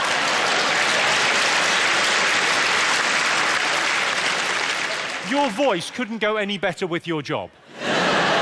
He's fucking dead. How am ya? Dead. It's fucking shit here. Okay, so funeral director, that's interesting. I like that as a job. That's fascinating. Any other interesting jobs? What's your name? Caroline. What do you do, Caroline? I work in TV. You work in TV? What do you do in TV? You work on what, sorry? You work on Holby City? Well done, I love it. I love what you've done with Holby City. I think the fucking genius move with Holby City recently was casting Hugh Laurie and changing the location to America.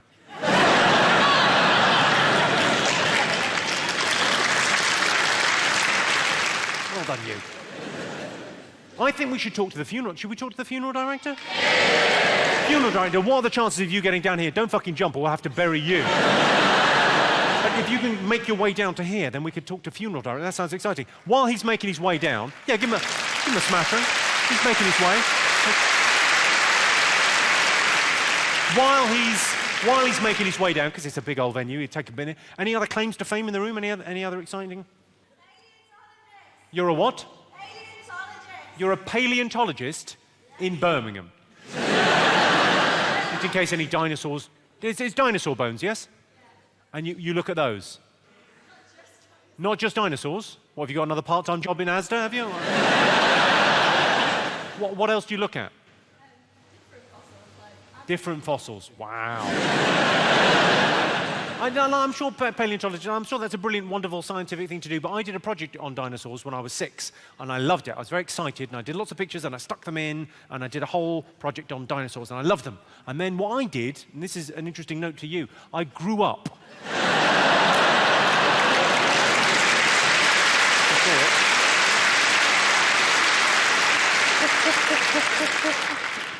I'm still doing my dinosaur book. I like it. I'll indulge you. What's your favourite dinosaur? A velociraptor. Because of Jurassic Park. Oh, you might as well have said Barney.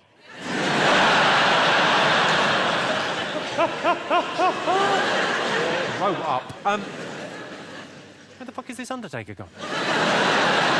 I'm slightly worried that there's been a death in the village and he's been called away. Where the fuck is he? Where the fucking hell did you come from? Come and say hello. You're a funeral director. Hello, how are you? Very nice to meet you, sir. Come and say hello. Right, how are you, sir? Have a sit down. I'm all right. What's your... Sorry. How am ya? About too bad, me old booker. Okay, you're not a gangster rapper, so just hold that like a... hold that like a normal human being. Okay. What's your name? I didn't even get your name. John. John. Okay, well, I'll tell you what, I'll set this up properly. Hello, my name's Jimmy Carr. I'm joined this evening by John, the funeral director from Birmingham. John. Tell us then, what does your average day involve? Making coffins and doing funerals and... Doing funerals? Yeah. Making coffins? Yeah. Collecting deceased.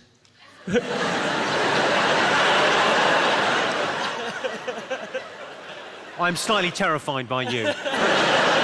How do you... So you collect the body, so in a hearse or in just the back of a transit? In a private ambulance. Sort of like a transit, but a bit more sophisticated. A bit more sophisticated. When you say a private ambulance, is it just a transit with ambulance written on it in pen? In dirt? Not really, no, not quite like that. Okay, so you go and collect them from the... So you have to turn up all kind of, in a black suit and stuff, do you? Yeah. Yeah. That's why I'm wearing this, so nobody recognises me. They're not going to recognise you anyway, because they're dead. They probably... I can't believe I'm here with you. Nice one. This is unreal, man. Must be lovely to meet someone who's just still breathing. Lovely fucking change for you. Do you get involved in the embalming? Not so much now. When I first started, I had a bit of, I had to help out with the grim stuff, but not so much now. I've been doing it years. Sorry, so not so much now? No. It sounds like there was an incident that stopped you from doing it. No. Sounds like they went, hang on, get away from that. That's not for eating. No, I tend not to do much with the bodies anymore. If that's the right thing to say. You don't do so much with the bodies now? No. I'm more to do with coffins and funerals and... Now, you work in this industry. Is there any... Now, necrophilia is something that's talked about. I'm only asking. Because people think they're going to get away with it, but ultimately, they'll get caught because some rotten cunt will split on them. It's my necrophilia joke, everyone. You're welcome. Well, I've been caught yet. You haven't been caught yet.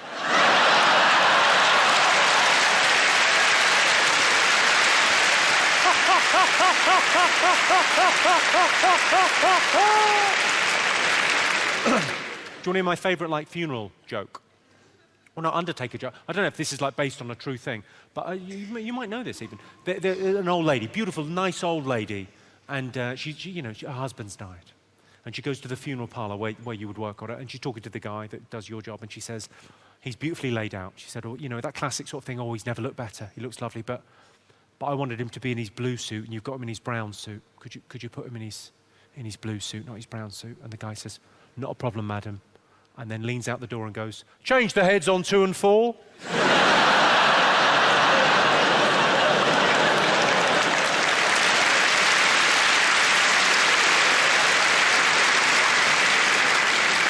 Because presumably, once you're burying them, do things get stolen? Because people get buried with jewellery and stuff, do things? No, nothing like that.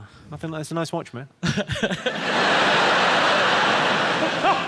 Just...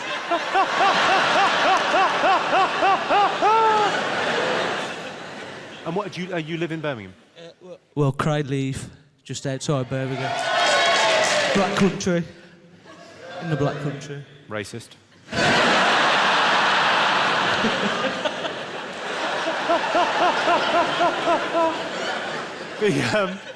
What's that? That's an interesting thing. How did you get into it? How did you get into being a... I did from a work experience when I was at school. You did your work experience? Yeah. It sounds like you turned up to that meeting late. What's left, sir? Well, you're going to be working with corpses. That's quite a cool thing, though, isn't it? Sure. Has anyone ever woken up? Because you hear stories about something to do with fluids in the spine. You hear stories about people kind of bolt upright. Oh, no, never, nothing like that. Nothing like that. Nothing like that. You just position them how you want and you're away.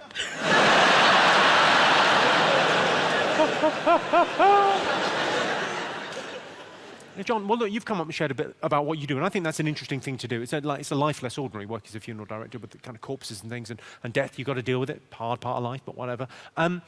I feel like I should give something back. And the thing that I'm good at is writing jokes. I'm good at doing sort of one-liners. So I'd like to do a joke for you about it's sort of like my party piece, John. It's what I can do, what I can offer the world as jokes. So what would you like a joke about? Could be anything at all. Could be funeral directing, could be getting married, could be anything you want. Anything at all, I will write a joke from off the top of my head, just really quick. Drum and bass music.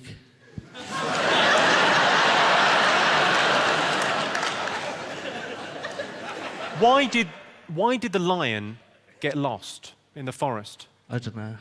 Because jungle is massive. Yes! Black, black, black!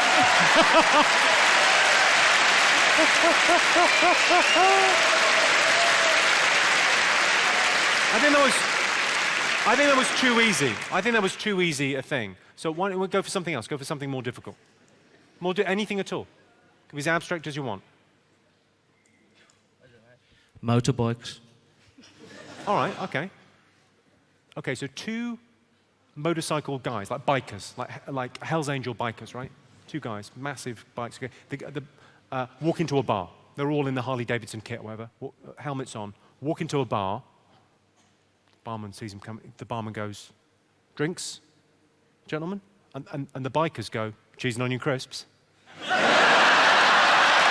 there's two of them. There's two of them. That's pretty good, isn't it? And now I should... Let me just... Can I... Well, John, we don't... This isn't like a set-up thing. I don't know you, right? So like, off the top of my head, you said bikers. You could have said anything. Or motorbikes, and I did bikers. And off the top... And two of them, and then... Brilliant. John, everyone, give him a round of applause. John, thank you so much. Really appreciate coming up, man. Thank you so much. Hey, you want to go back that? You can go around that one. Thanks, man. John, everyone.